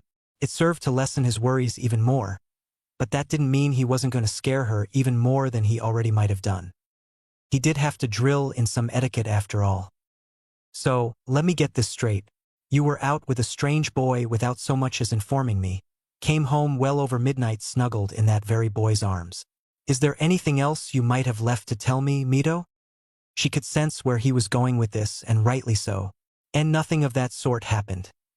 Seeing his challenging eyes, she reciprocated his look with one of her own. "Really, nothing happened?" she stressed tersely. Ryuta huffed. "And I am supposed to believe that, am I right?" he taunted testily. "You are." Her strict words struck him off guard. He almost had a reminder of last night where that boy had essentially told him the same damn thing. Sighing, Ryuta got up from his chair and took a seat on her bed, gently rubbing her head with his hand. "Mito, what are you doing?" he asked, exasperated. Last night, Ryuta had racked his mind to make sense of this new development. But for the life of him, he couldn't make out a single explanation as to why it was that Mito was tolerating Naruto, much less going out with him. He knew how she hated the very name of the Uchiha with a passion, rightfully so. Then how had this situation led her here? The girl in question picking on the wrinkles of her bed, much more interesting than meeting his eyes at the moment. "He's a nice person," she commented softly, her voice barely above a whisper. Ryuta glanced at her with worry. It came as no surprise to him that she was smitten with him, and from how he'd seen Naruto look at her last night as if she was the most precious thing in the world, he knew the feelings here were mutual. But therein lay the problem. "Mito, you do realize that for this alliance to work, the clan has plans to betroth you to one of the Senju siblings, do you not?" Ryuta finally ground out, and instantly regretted his choice of words when fresh trails of tears rolled down her cheeks. "I don't want to marry them," she cried, her face muffled in between the blankets. "It doesn't matter what you want." Ryuta was in a really difficult position right now. One way he could fall in a well or go the other way and dive down a ravine. Either way, pain was what awaited him. "That's not for you to decide, child," he sighed. "I won't marry them," she half screamed, half wailed. Ryuta tried to calm her down, but seeing her stand up while her hair started flailing, his eyes went wide. "Mito, what's gotten into you?" he finally asked, shocked. She had always been the obedient child a father could ever hope to ask for. But this past week she had been disobeying him one time after another. From keeping her hair open at all times when she knew it wasn't how an heiress should carry herself, to sneaking out from home to go and meet up with a weird boy. All throughout the week she had been acting weird and completely out of the norms. "If you try and force me, I swear I'll do something reckless," she threatened, and Ryuta almost had a seizure then and there. From playful banter, this conversation was delving into a far deeper territory. He hadn't known how deep her feelings went. But if her reactions were anything to go by, this was no playful courting. She was absolutely serious about him. Mito dash he tried. No. She cut him off before he could say any more. I swear I'll run away. If that doesn't work, I'll go and attack those damned senjus at the wedding itself. He almost had to bite back a chuckle hearing that last point. She didn't know how to threaten anyone to save her life. If all else fails, I'll kill myself. Slap. That's enough.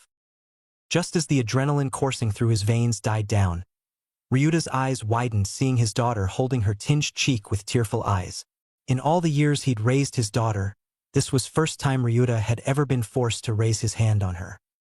Before he could so much as utter a word of apology, Mito ran by his side and hightailed out the door, closing it with such brute force that Ryuta knew he'd have to replace it later on to hide those cracks she'd left behind in her wake of sorrows. It wasn't supposed to be like this. He'd figured she was just going out with him for the heck of it. Nothing serious. Just some teenage wish fulfillment every child her age went through. And so, he'd never given it so much as a side glance. But this, slapping his forehead with an audible smack. I'm getting too old for this shit, he grumbled in annoyance. For the second time this week, Madara stared at the curled-up ball of blanket on his bed rather blankly. They were supposed to be shinobi, were they not? If nothing else, shinobi should have proper etiquette and punctuality in their lives. At least that's what he thought. Clenching the corners of comforters in his hand, Madara shrugged them off with such brute force that it served to leave a dust cloud in its wake. The bumbling blonde ball muttering curses at his very existence was merely a bonus for all the work he'd put in. I swear, there's a special place in hell for the likes of you. Waking me up in such demonic ways. You're the biggest bastard I've ever had the pleasure of knowing. Go relish in that. Deciding to cut his colorful praise before it got too far. As pleasant as it is to hear you appraise me so highly, it's time to wake up, Madara said. I was up late last night. Get lost and let me sleep. Oh, Madara placed a thoughtful finger on his lips, apparently amused. Finally, the Uzumaki heiress caved in. Seeing his brother's twitching eye, Madara was having the time of his life. Or did she brush off your charms as if they were mere dash? His brother apparently didn't find it quite as amusing as he did. If the couple of shurikens flying at his face were any indication, that is. Not to say, he caught them in his fingers with ease and watched his blonde idiot of a brother rummage through his clothes for some more. Smirking, Madara kicked him in the butt and toppled him over the other side of bed. Wake up, before I have you labeled as nocturnal. He ignored the incoherent curses that came flying from his back and turned around to go and look through some paperwork. There was a knock on the door that garnered the bantering duo's attention. And just as Madara was about to go and get it, he heard a weird sound coming from the other side of the door. He was momentarily blinded when his brother flashed right in front of him and opened the door in haste. Knowing this was something serious, since his brother never used that particular technique until absolutely necessary, Madara kept his words to himself and decided to just let the events unfold for now. Naruto, now that sniffle was surely feminine. And if the crimson blur that had barreled into his brother's chest was any indication, it was probably the heiress. Hey! In all the years he'd known his brother, Madara had never heard his brother coo someone with such affection, especially of the opposite gender. His general rule with women was to move on after the night was over, and it had served him pretty well over the years. Not to say, that particular skill had come in handy on many missions as of late to Madara himself. But seeing the mismatched crowns of hair snuggled into each other, even he had to smile. Maybe there was some hope left for his brother after all. Naruto sniff. Hime sniff married then slap. Mito, calm down. Naruto cooed in her ear. Let me hear you, princess. He told her. What he hadn't expected was what came next. She started punching his chest back on the ground with all her might while her wails turned louder and louder each passing second. By this time, Madara was choking back a chuckle seeing Naruto deliriously dodge those fists that were leaving small craters by his head. Wah! Finally catching a hold of her wrists, Naruto pulled her down on his chest and kept her firmly planted in his arms with an iron grip. She tried to wriggle free, but after a few vain attempts she relented and cried her heart out on his chest. All the while Naruto tried to figure out what he'd done to make her cry so much. But what if someone else had? Mito, did someone hurt you? Madara's senses tingled in joy seeing his brother's hidden side force itself out. These moments were rare and far in between, but when they did appear, let's just say he'd never been so proud of his brother. Choking on her sniffles a couple of times, "Am my father she hiccuped. Instantly all energy left Naruto's body and he relished himself in holding her tightly to his chest. Tucking her head under his chin, he started rocking her back and forth. "What am I supposed to do now?" Naruto mouthed to his sensible half, the elderly Uchiha, who merely reciprocated with a helpless shrug. There were only a handful people Naruto couldn't touch, and unfortunately, his girlfriend's father ranked pretty damn high on that list. But also, "Mito, how am I supposed to help if you won't tell me anything?" Silence befell the room for a few seconds before Mito's reddened eyes turned intensely towards Naruto. "What am I to you?" she asked. "Huh? What am I to you?" she repeated, still not blinking. Naruto's face went through a tirade of emotions, before finally settling into a tired one. Cupping her puffed cheek in his hand, "Whatever you want me to be," he told her, his own voice honest and sincere. The way her face lit up in pure joy, Naruto knew he'd scored big time with that reply. Not a second later, Mito had mashed her lips on his own and sealed them both in a tight kiss. Madara coughed, interrupting the moment. Reactions were instant. Mito was off her lover in an instant and shot off a couple feet away from him. Naruto settled in on glaring at his brother for breaking the sweetest kiss he'd ever had in his entire life. Feeling a light slap on his cheek, "Hey, what's that for?" Naruto protested.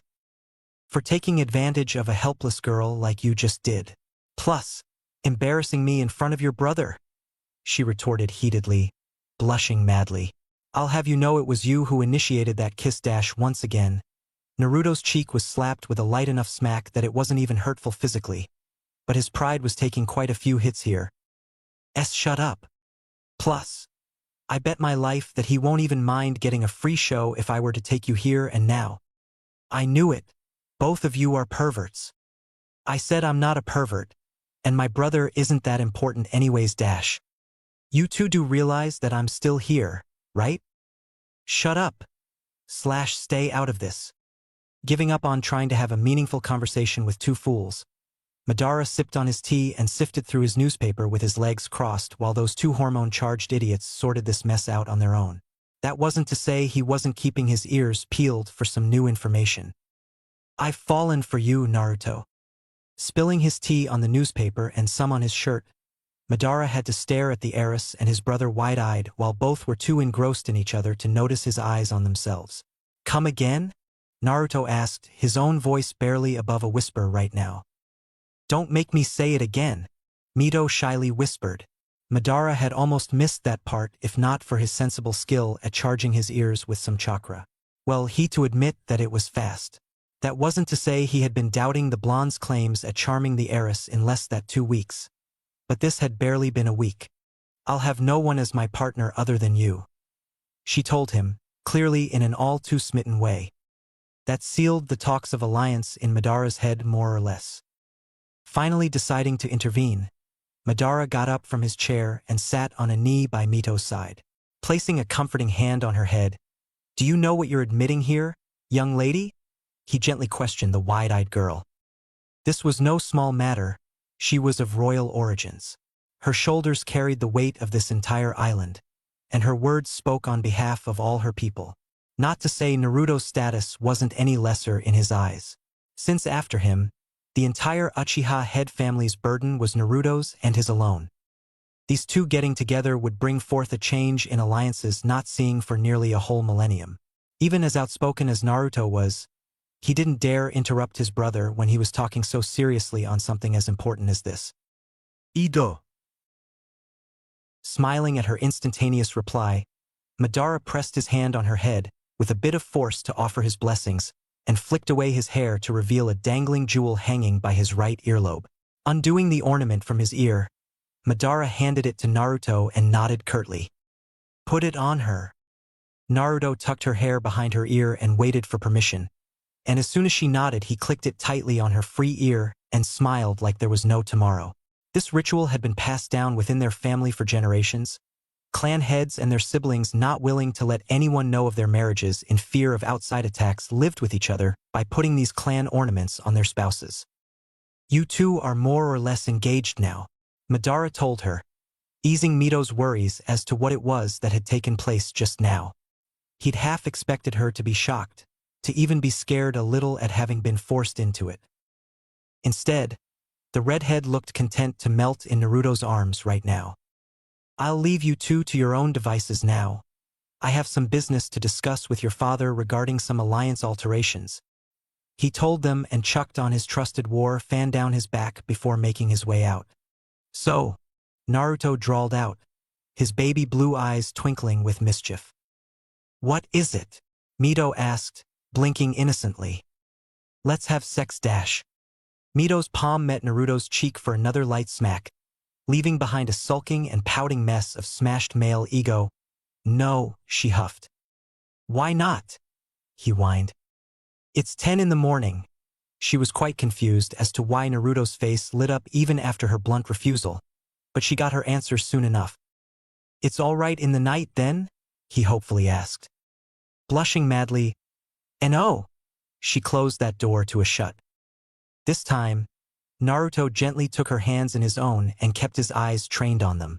"Why not? What's the problem?" he asked. "Naruto, it's just that I'm not ready yet." Giving a brush to her cheek, "I know, I'm just teasing you," he grinned. Hauling her back onto his lap, Naruto started his favorite routine of rummaging through the kinks in her hair and placing random kisses on her neck. It was silent for quite a few minutes before something finally clicked in Mito's mind. "Naruto?" she called for his attention. "HM? I won't be changing my last name after marriage, just so you know." Naruto hadn't laughed as hard as he did right then to this very day. For as far back as he could possibly remember, Madara had always had a keen eye for potential enemies, even going so far as to look for them in his own clan. Years upon years of battling in clan wars had made it a casual habit of his, if one were to put it lightly. But, from the day he'd arrived here, his eyes had yet to gauge a single shinobi worth his salt who could possibly give him the fun of an addicting spar on this tropical island. Laughing, drinking, eating, playing. There had been facilities catering to each and every one of those lifestyle whims, but he had yet to see a single training ground being put to great enough use other than a couple children sparring here and there. The most he'd seen since coming here was the heiress's unprecedented attack on his brother or the usual patrolling team he'd come across every now and then. It was disappointing to say the least. If he were to be honest, had it not been for the tight security that their mastery in sealing provided them with, he'd have no problem labeling it as a country well on its way to welcoming spies from all over the world in his report to Hashirama back home. The clan leader's daughter, and his future sister-daughter figure, had potential, he'd admit it, but it was as far of a disparity as they came. She too was primarily raised up to be a seal mistress, secondarily an heiress. So all her combat potential had essentially been ruined in his eyes. Now, this wasn't to say that Madara was a man who was out looking for battle on a whim. Well, not anymore at least. But he at least had to consider the possibility of what their allies had to offer in terms of alliances. Did he not? But as far as he could tell, the only strength sharing that would be happening here would have to be on the Leaf's part. These Uzumaki clan members were pretty affluent in combat given their homely surroundings, but take that away from them and they were easy pickings for most, if not all of the capable ninjas he'd come across throughout his journeys on the mainland. That wasn't to say the Leaf was being ripped off in allying themselves to this nation of whirlpools in any way. Their land was as rich in mineral resources as they came, and he knew he'd have a hard time keeping those greedy suckers back at the fire capital from turning this into a mining/port island if push came to shove. That would be degrading for a shinobi nation, and Madara for one would have none of that sham. From civilians no less. "Ryuta-sama will see you now." Nodding at the secretary, whose voice came out more as a whimper than as a greeting, Madara had to tiske in annoyance before entering the office. Weaklings, the lot of them, he grumbled inwardly, wondering if there was perhaps an elite group of shinobi that they kept in hiding. Now that might be something to boast about. Twisting the knob open, he announced that he was coming in and went in without further ado. Inside, Much to his surprise, there were a couple of unfamiliar faces already present. Their foreheads donned the classic quad wave pattern that showed their allegiances to the land of water. Now that made him reminisce to the times when he'd come across some capable shinobi back there. They'd been pretty good until he'd crushed them. A good times. I was told you were free to talk, Madara ground out, signaling to the unwanted pests still shamelessly plastered onto the guest seats. That was all it took for those rats to scurry off, but not before they took a hesitant look back at him. He matched their eyes and smirked when they repulsed in shock at being caught so quickly. I'm sorry. That took longer than expected. Ryuta apologized for their tardiness. Please do have a seat, the man kindly offered, to which Madara nodded curtly and did as he was told. Who were they? Madara craned his neck back to signal at those who'd just left, and Ryuta blinked at his abrupt curiosity with those guests. From as much as he'd come to know the Uchiha patriarch over the past week, he'd learnt that the man was generally reserved and much more content with living in denial to things that didn't interest him than probing something, which weren't much to begin with. That was the team that came to escort Mito for her talks, Ryuta told him. Madara stayed silent, motioning for him to go on. This was the first he was hearing of this. I wasn't made aware of this myself, Ryuta sheepishly admitted, obviously embarrassed at his lack of knowledge on the matter. Madara had to frown, but he himself was content to listen to the man rather than preach advice to him on matters of leadership. How many are there? Madara questioned. 4 1 high-ranking and 3 moderate ones. Nodding, Madara stored away that information for later. His brother now had to deal with this complication too, but most of his time would rather be spent on dealing with the heiress, that much he knew. Madara-sama. Ryuta called for Madara's attention, remembering the scuffle he'd had with his daughter in the morning. There's something I'd like to discuss before we move any further. Madara had an inkling of suspicion as to where this was heading, so he raised his hand and shook his own head in denial. Let me go first, I have something important to discuss as well. A subtle change in alliances, so to speak. Blinking, Ryuta leaned forward and placed his elbows on the table. Resting his chin on crossed fingers, the elderly man motioned for him to go on. I'd like to propose you keep the Senju clan out of question when we discuss all talks pertaining to alliances from this point on, Madara proposed. Gobsmacked, Ryuta clearly hadn't expected that. But if not for the Senju dash, he started. Instead, we file in the Uchiha name and ally us as an alternative. Madara sliced his tirade in half. Realization washed over Ryuta's face, the redhead's own mind going at a mile an hour. Both men knew where the other was going with this, knowing full well what their heirs were up to in their leisurely times. Plus, this would save Ryuta the shame of having to face the Senju while Mito bit their heads off admitting her love for the blonde. And he'd be in his daughter's good books from now as well. It was a win-win for the Uzumaki on all fronts, since he, for one, had always considered the Uchiha to be stronger than the Senju in terms of raw combating capabilities. They were precision-driven killing machines on the battlefield that no one had the gall to look in the eye. No pun intended. He'd firsthand witnessed their potential years ago, something that haunted him and his daughter to this very day. Madara smirked, seeing the pure greed flash in the older man's eyes. Even through his hesitating features, Madara could see the Uzumaki clan head putting 2 and 2 together. Maybe he wouldn't have to play the engagement card on him just yet. What say you? Madara asked. It's quite the tempting proposition, is what I'd say. Ryuta himself smirked, clearly intrigued by the endless possibilities this plan had to offer. Since I'm here on behalf of the Leaf, and with my powers as the functioning clan head, I dare say my offer would be better than the Senju's, Madara smoothly stated, sweetening the deal even further. Ryuta was about drooling by this point. Let's talk numbers then, shall we? The elderly man proposed, his voice filtering itself avariciously. All the while, Madara only had one thought going through his mind, seeing Ryuta falling deeper and deeper for his ever-so-subtle manipulations. Hook, line and sinker. Naruto, remnants of the past. 2 days passed along in a breeze. A small time for anyone else, but for a certain red-haired heiress time seemed to be passing along much slower than usual these days. Mito had barely even caught sight of her golden-haired goofball ever since that whole fiasco at his hotel room had ended. In all the time she'd spent with him, this was the first time she'd realized just how much his usual presence mattered to her. During all his teasing and casual joking, she'd lost sight of how entangled her heart had become with his own. "Why doesn't he come see me, Birdie?" Questioning a cuckoo bird might seem mentally retarded to anyone else. But with her father out of the picture due to their little struggle a couple days back, Mito was all but confined in her room like a love-struck princess. Granted, she didn't get so much as a coo from the chick bouncing on her window, but at least it gave her reason enough to break the silence of her house. Several bottles of ink and scrolls were sprawled by her side, and coupled with some books, they were all nagging reminders of the failures she'd endured from her previous attempts at trying to find something useful to do with her time. So, she tried to take her mind off of everything and immerse herself in some analysis of seals as per usual. But the most she'd managed to get out of it was an hour of calligraphy before scribbling down the kanji for his name by mistake.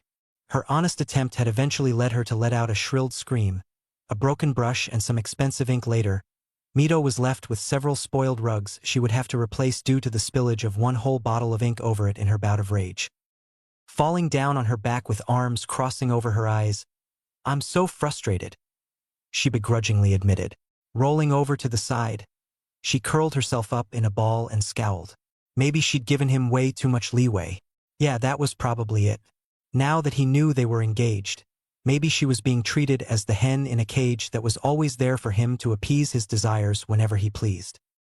That idiot was taking her for granted, wasn't he? He can at least send a letter saying he's fine. Is even such little a thing too much to ask for, Birdie? She didn't expect any answer from the bird hopping on her rug, idly pecking away on the rice crackers she'd left on her place since she wasn't in the mood to eat them anyway.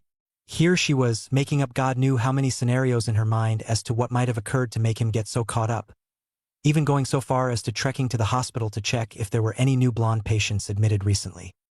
Suddenly, "Miss me, princess?" a new voice spoke up. Mito was up with a start, staring wide-eyed at the blonde waving at her from the windowsill. Frowning, she went for the empty bottle of ink lying by her side and chucked it straight at his face. She'd expected him to dodge. What she hadn't expected was for him to take the hit straight to his face. Groaning, the boy leaned back to rub his aching nose, but not before losing his balance and eventually toppling down the window. "Naruto!" Mito shrieked, running up to the window in haste. Mito's heart hammered as she came to the window, but much to her surprise, she neither heard a crash nor did she see him land down on the ground. Cursing, "That hurt," Naruto groaned, probably standing right behind her. Turning around, she saw a perfectly fine Naruto still rubbing his nose like an idiot, totally ignorant as if he'd not just almost given her a seizure. Like a toad, Mito got on her knees and launched all her weight onto the oblivious blonde. Stumbling back a couple of steps, Naruto caught her slender form in an embrace and smiled lopsidedly when she snuggled her face into his chest. "I'm so sorry." Her mumbled earned her a soft rub to her hair that made her cuddle up even more in his arms. Inhaling sharply, Naruto took a deep whiff of her hair and groaned. "God, I've missed you," he muttered. The longing clearly evident in his voice made her smile. Honestly perplexed. "Why didn't you dodge?" she murmured. He clearly had natural instincts and reflexes sharp enough to dodge even the most dangerous of knives. That much she knew from her past encounter with him. Then, why hadn't he dodged that stupid bottle? It didn't make any sense. Naruto, though, was completely lost in nipping away at her neck. "Mito!" he groaned, letting his hands roam southwards down her back. Feeling his hands cup her cheeks, not the ones on her face, mind you, Mito squirmed uneasily. "Naruto, what's gotten into you?" she whimpered, growing more and more uncomfortable at his odd actions. Forcing him to break the hug, Mito's was greeted to the sight of half-lidded cerulean eyes staring her down in dazed fondness. She tiptoed her face closer to his own, ignoring his poor attempts at capturing her lips, and prodded her nose closer to his lips, sniffing. "You're drunk," she told him, tearing his eyes face from her. "No, not really." He waved her off. "Naruto," she stressed, thick and firm. "Have you been drinking?" Mito admonished the blonde as a mother would do to her child. She didn't get any reply in return. Instead, Naruto plopped down on her bed and took a seat. You look so pretty, he slurred, grinning. Mito forced down the blush that was threatening to creep up on her cheeks and narrowed her eyes into thin slits. Closing the distance he'd just created, Mito slapped a hand on her hip and cocked it aside. Why have you been drinking in broad daylight, mister? Her strict voice made him straighten his back and cough. I haven't been drinking, he tried. Naruto, Mito warned him. Much, he begrudgingly admitted. Naruto grimaced as her glare intensified twofold. Since she was within arm's reach, Naruto wrapped his arms around her waist and pulled her close, effectively burying his face in her stomach while she squealed gleefully in delight. Her own loose sleeves wrapping around his head to hide him from the world. She pecked his head with a tender kiss. Red-faced, "Welcome home," Mito murmured. Grinning like a loon, "It's good to be home," he whispered. Mito held him tight to relish in the warmth she'd been devoid of for the past couple of days, not even realizing how Naruto's hands were working their magic down her back. Slickly freeing the knot binding her kimono, Naruto pulled it off her shoulder before she could try and pull it up. Left in only a thin silk bodice, Mito could do nothing but squeak as she was pulled onto the bed and buried under Naruto's weight. Too many clothes, he whispered, placing his lips on her exposed collarbone to elicit a moan. Mito wanted to protest, but Naruto wasn't giving her a chance to do so as he kept switching between nipping at her neck and lips to ravish her as he pleased. Ah, she moaned, her back arching as his hand traced the entire length of her thigh in one slick motion. Even drunk, she was shocked to the core at how smooth his touches were, as if he'd done this 1,000 times. Mito! He groaned as her own hand reached down for his probing length and rubbed the clothing out of sheer instinct, Naruto's right hand moving up to rest on her breast. Blushing, "This is getting pretty serious," Mito murmured. "Yeah," Naruto admitted, his eyes flickering from cerulean to crimson as his chakra control went completely haywire. But seeing her like this, wrapped up only in a thin piece of silk with each and every curve of hers on display while she let him do as he pleased, his breathing turned ragged.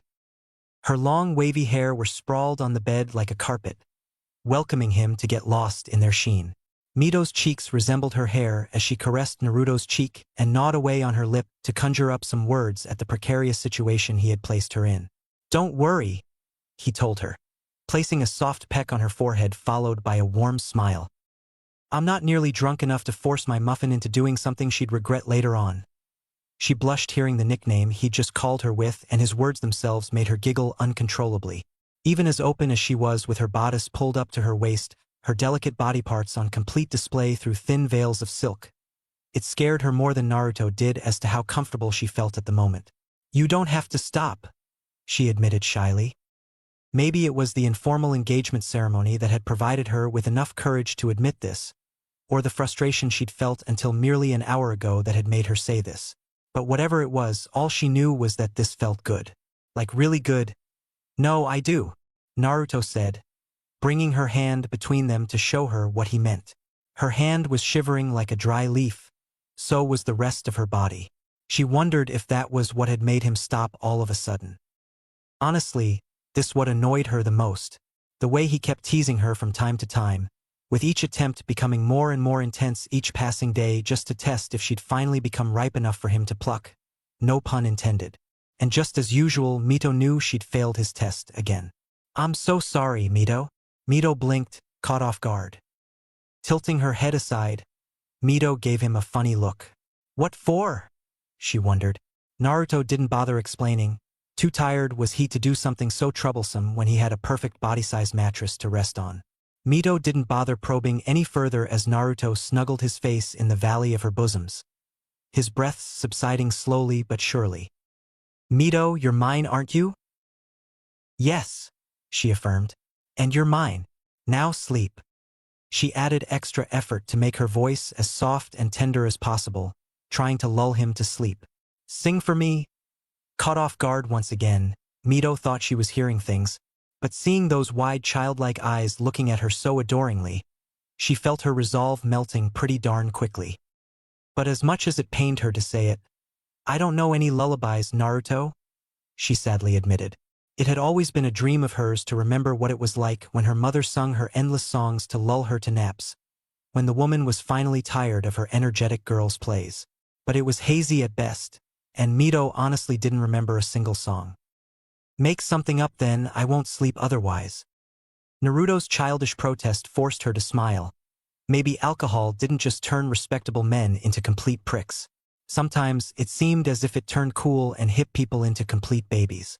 Corners of her lips quirking up in mild amusement. All right then.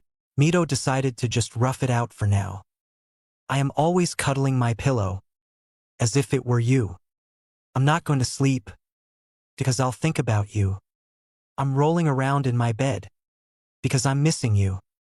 Baby, I felt so lonely. Maybe you missed me too. Her melodious murmurs eventually subsided when she felt Naruto's form go slack in her chest. Honestly, he was such an idiot that Mito wanted to be angry at him. Not only for disappearing for 2 whole days without prior notice, but for coming home to see her drunk after that. But merely seeing his childlike side worming its way out like this, she hoped beyond all hopes that he would come home drunk more often than not in the future. Let it be known that Naruto was an adorable drunk in her eyes. Whatever it was he'd done to force himself to drink so much, he had already apologized to her. So, she forgave him as it is, promising herself not to probe him any more than absolutely necessary. Kissing his head once more, I love you, she murmured, smiling. No one noticed the pair of eyes perched on the branch outside her window vanishing into thin air, neither the baby blues opening for a split second before finally falling down into a deep slumber in Mito's arms. It wasn't until 4 hours later that Naruto's bloodstream had finally sobered up enough for him to regain his consciousness. Lack of warmth by his side was the first thing he noticed, a fact that annoyed said blonde to no end. Throwing aside the comforters, he made his way out to where his senses took him. I've got to lessen up on drinks, he grumbled, wincing from the aching headache that was hitting him full force at the moment. But coming down from the stairs, he eventually arrived at the open doorway to the courtyards behind the estate's backside. Leaning by the door, his lips quirked up in a smile seeing his lovely redhead tending to some fishes in the pond, her hair furnished behind her like red velvet.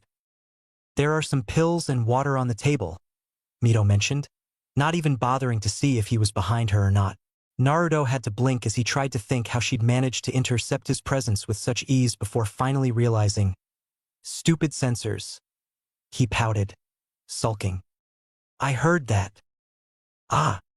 That was when he was greeted to the melodious echoes of her laughter, breathing life to almost everything around her. Meanwhile, Naruto just stood there, utterly entranced by the sound of her laughs. Even as his headache killed him for listening to them so intently, Naruto, for the life of him, couldn't take his eyes off of her. Popping a pill in his mouth and gulping it down with water without ever breaking his gaze, Naruto made his way closer to her. Looking as carefree as the day he was born, Naruto sat by her side. Sitting by his side, Mito couldn't help but shoot a nervous glance behind her. He was right there as she'd expected, purposely sitting inches behind her with an arm open. Mito wasn't as naive as to not sense where he was going with his gesture. But that didn't mean she had to do what he was telling her to do. So, she decided to ignore it and started tending to the fishes in her pond once more. Mito, Naruto called, his voice turning gravely serious. Come here. Chewing her lip, Mito scooted back from that frigid tone and let her head be rested forcefully on his shoulder, almost melting in his arms when he placed a gentle kiss on top of her head. That's better. Reaching her lips closer to his ear. Naruto, the house has been scouted at random for hours now, Mito whispered, trying to appear as normal as possible given her circumstances. I know. Naruto's simple answer shocked her to say the least. But the way he'd said it, as if it wasn't even important, was what shook her the most. But I'm here, aren't I? His brother's words rang through her mind once more, and she had to drill the point in her head that he was an accomplished shinobi, one who had already endured years of hardships back on the mainlands, drunk or otherwise. As her father had told her, if Uchiha Madara recognized someone's strength, you dare not underestimate them. But still, how can you be so calm? She couldn't help but ask him outright. Mito's question didn't seem to garner her any replies. Instead, Naruto looked more engrossed in petting her hair than paying heed to her questions. Scratching that question in the bin, She conjured up a new one. Who are they? Mito switched topics. This time, Naruto's sharp look almost made her flinch. She hated the Sharingan with all her being, yes. But those frosty blues could be just as intimidating as well, to the point they turned menacing whenever the need arose. Mito was reminded herself. Naruto's expression softened up considerably seeing her hurt-filled eyes, and he went on to pick her chin up and quickly closed the distance between their lips. Smirking seeing her lips parting almost naturally. Assassins, he replied to her earlier question, quickly capturing her lips just as her breath started hitching. Her arms went around his neck almost reflexively, breaking their short moment abruptly with a slick noise. For whom? She asked, a bit out of breath. If they were here for Naruto, then she could understand why they'd been stalking the perimeter of her house's barrier for hours now, waiting in hiding for a single chance to jump on him. That was most probably it. There was no way they would bother with her of all people. You! Mito gnawed away on the left corner of her lip hearing that. Then why weren't they attacking her? She'd raised the barriers momentarily to see if they would take the bait and show themselves out of their hiding spots. But they hadn't. Her senses could pick up their presence, sure. But locating them precisely was a different matter altogether. They were probably using some sort of technique to trick her senses into being fooled at sensing multiple locations at once. I told you, I'm here aren't I? No gueris. Eyes widening, she opened her mouth to protest when much to her surprise Naruto caught her cheeks in a pinch and started squeezing the heck out of them. You've got fish lips? Isn't that cute? He chortled while squeezing them so much that they now resembled her hair. Mito could feel the tips of her ears turning hot as well. A deep blush started creeping up her neck. Naruto, let go. She protested in muffles, stopping his pranks all for a moment. Mito, you don't mind me sticking around here for a while, right? Mito could feel where he was going with this and scowled upon realizing he was somehow underestimating her again, much to her added shame. I can take care of myself, no need to concern yourself with me? She scoffed, huffing pridefully. Is that right? Naruto asked petulantly. Astonished from the lack of warmth around her back, Mito reached out to catch his shirt in a pinch when he started getting up to leave all of a sudden. Where are you going? He surprised her when she didn't get so much as a twitch from him in reply. Her hold on his shirt was light too, to the point that he could leave if he so wished with just a little tug. But he wasn't something she was glad for. Where are you going? She stressed stubbornly, growing more and more annoyed by his silent treatment. You don't need me, right? Naruto recited her words from earlier. Then I'd better not burden the heiress anymore. The fact that he referred to her as the heiress and not with some sort of endearment twisted Mito's stomach in ways she absolutely did not desire. But having him just leave her like this, all alone. Stay. A small, soft form pressed itself on Naruto's back, the blonde himself smiling when he felt a pair of arms wrapping around his chest from behind. I don't think I should. I mean, you are pretty strong after all. His voice trailed off when Mito started snuggling her face in his neck. Please stay. Even Naruto knew how much it must have taken for the prideful heiress to come out and plead for something on her side. Being nobility, he was raised himself to never ask for anything from anyone no matter the circumstances. Taking her hand in his own, Naruto kissed her palm softly before replying with an, "All right," he agreed. Mito could understand where he was coming from. Yes, he was trying to keep her in his shadow, under his protection so to say. She didn't need it and she knew he was quite well aware of it. But he was still sticking around for her sake. Now, Mito was certainly no housewife, even if she was no kunoichi either. The last thing she wanted to be was a damsel in distress. I'm supposed to be angry at you for being drunk, not the other way around, you idiot. Her soft whine coupled with the scrunched-up face she pulled was damn near adorable in Naruto's eyes. I'm sorry for that. He apologized partly for himself, but mostly in order to save her the dignity of asking something off of him that she so desired. Momentary silence settled between the two, before Naruto broke it with a voice that was barely above the audible range. Mito, listen to me, he said. What is it? Regarding our trip to the land of water. What about it? Well, you see, I've made some changes. What kind of changes? Mito eyed Naruto with caution, honestly curious as to the kind of changes he'd made within their travel arrangements and motioned for him to go on. Well, then go on, elaborate some more. She persisted when Naruto still didn't bother saying anything else. I'll tell you tonight, when we make out in your room, that is. Flaming like a volcano, Mito excused herself for preparing some tea and proceeded to storm her way inside in a blur to hide her face from him. Even in front of the face of danger, he had the gall to embarrass her and laugh so loudly at her embarrassment on top of it. Honestly, he was such an idiot for saying personal things so casually. There were assassins out to get her. Dang it. Time came and flew by in a prompt, and it was finally midnight when Naruto decided to shower the hotel room's temporary abode with his presence. It had certainly been a long couple of days. Squeezing out information from the sleaziest of places had certainly not been easy. The pleasure that came from it afterwards had been a welcome change, though. Sliding the windowsill sideways, Naruto managed to creep up on his vacant bed silently before crashing face first into it with a smile. Finally, he mumbled, frustrated beyond belief. Even though he'd had his time relieving his stress with the information broker last night, Mito's involuntary reluctance at giving in to his charms were getting tiring pretty fast. It was the first time he'd longed to have a girl so much, and never had he waited this long for someone from as far back as he could bother remembering. Whether it be for a mission or for personal reasons, understanding and betting women had always been the one thing he'd been nifty at. Mito, on the other hand, he couldn't quite understand. She trusted him, yes.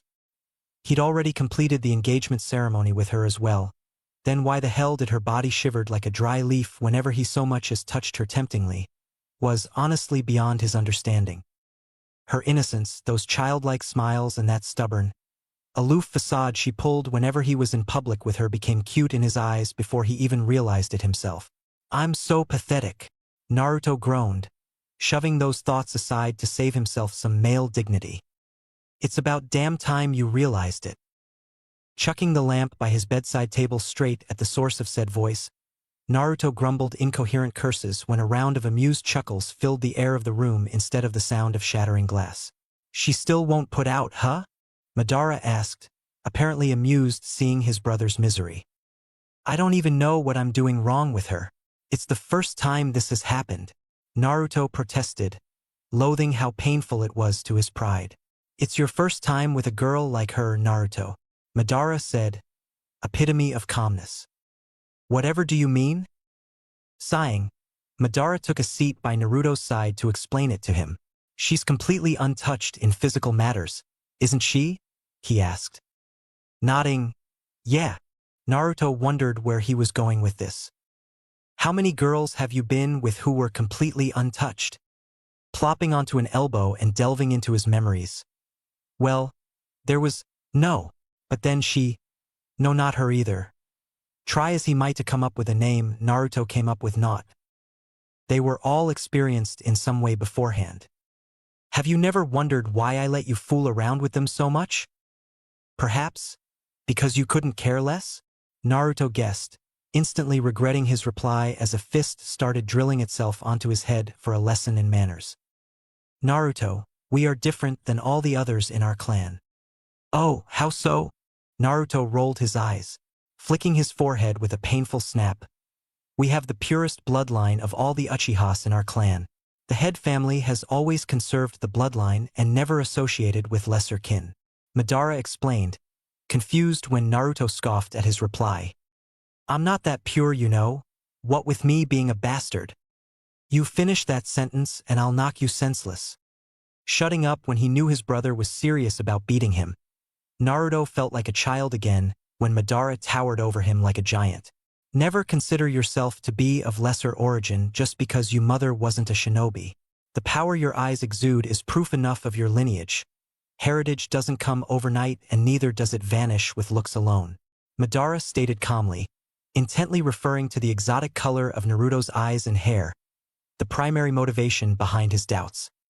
But back to the earlier point, you can fool around with as many women as much as you want. But the one woman who you'll be associated with for the rest of your life will be of equal footing with our family. Regardless of your thoughts on the matter, I'll personally see to it since that's the promise I made to Izuna before he. Madara inhaled a deep breath to steady his voice. Anyways, The only reason why I let you pursue the heiress with no protests in the first place was for this very reason. You understand my point now, don't you? Madara asked strictly. Blinking. If it was anyone other than my Mito, Naruto faltered. Then there would be no marriage. Madara told him thick and firm. She could have been a mistress, yes, but a wife, no. The elderly Uchiha stressed, trying to get his point across as bluntly as possible. It wasn't uncommon in this day and age for men birthed from nobility to keep multiple mistresses under their wing.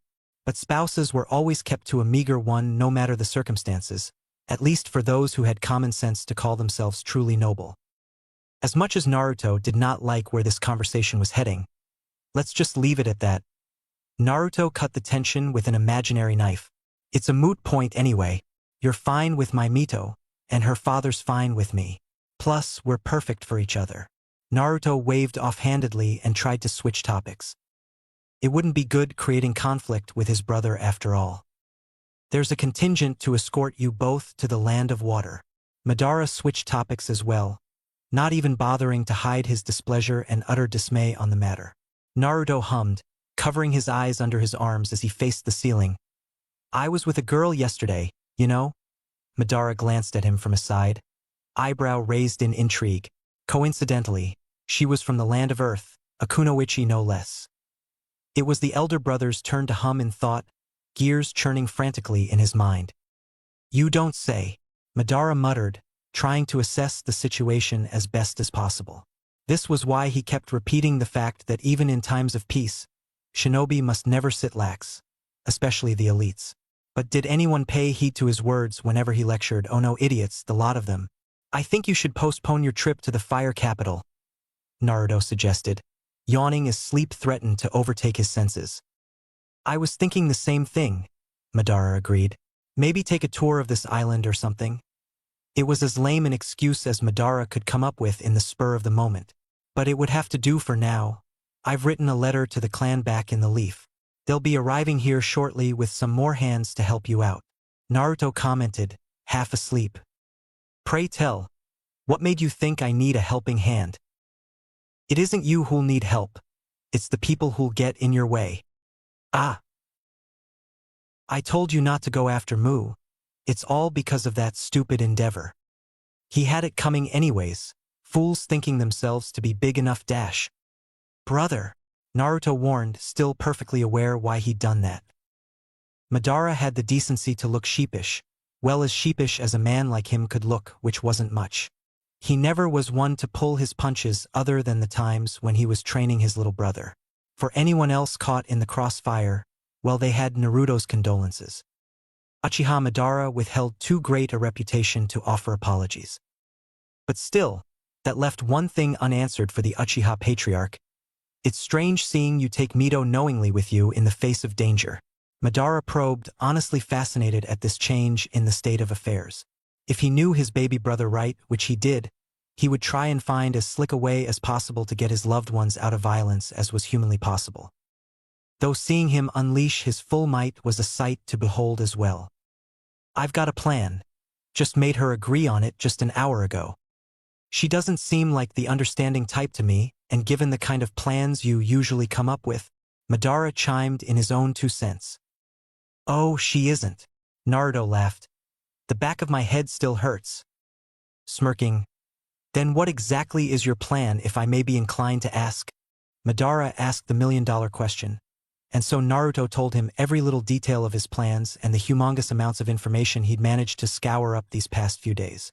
It came as no surprise to Madara, though, given how widespread Naruto's web in the information world truly was. Honestly, ignoring the intel and the fact that there were assassins ready to take out his daughter figure for a moment, Madara had to give props to Naruto. It was indeed a sneakily crafted arrangement on his part. Let's just say the coming week was going to be an interesting one, all right? Konohagakure no Sato. I told you this would happen. Calm down. No, you listen to me this time, Tobirama barked. Didn't I tell you this would happen, that those blood-eyed demons would rather stick a knife in our backs than shake a friendly hand? Dark-colored eyes flaming in anger, Tobirama was not in a good mood today. Surely, you're overreacting, brother. Hashirama tried to be the smarted one this time. Overreacting? Tobirama raised his voice. Didn't you get the memo, Hashirama? The Uzumaki are no longer our allies. They're the Uchiha's allies now. Tobirama nearly bit Hashirama's head off. Sighing, and the Uchihas are allied to the Senju now. What will it take for you to get that point through that thick skull of yours? Hashirama exasperated. But the village sent that blasted Uchiha to betroth the heiress to the Senju. Tobirama tried to protest, but was quickly but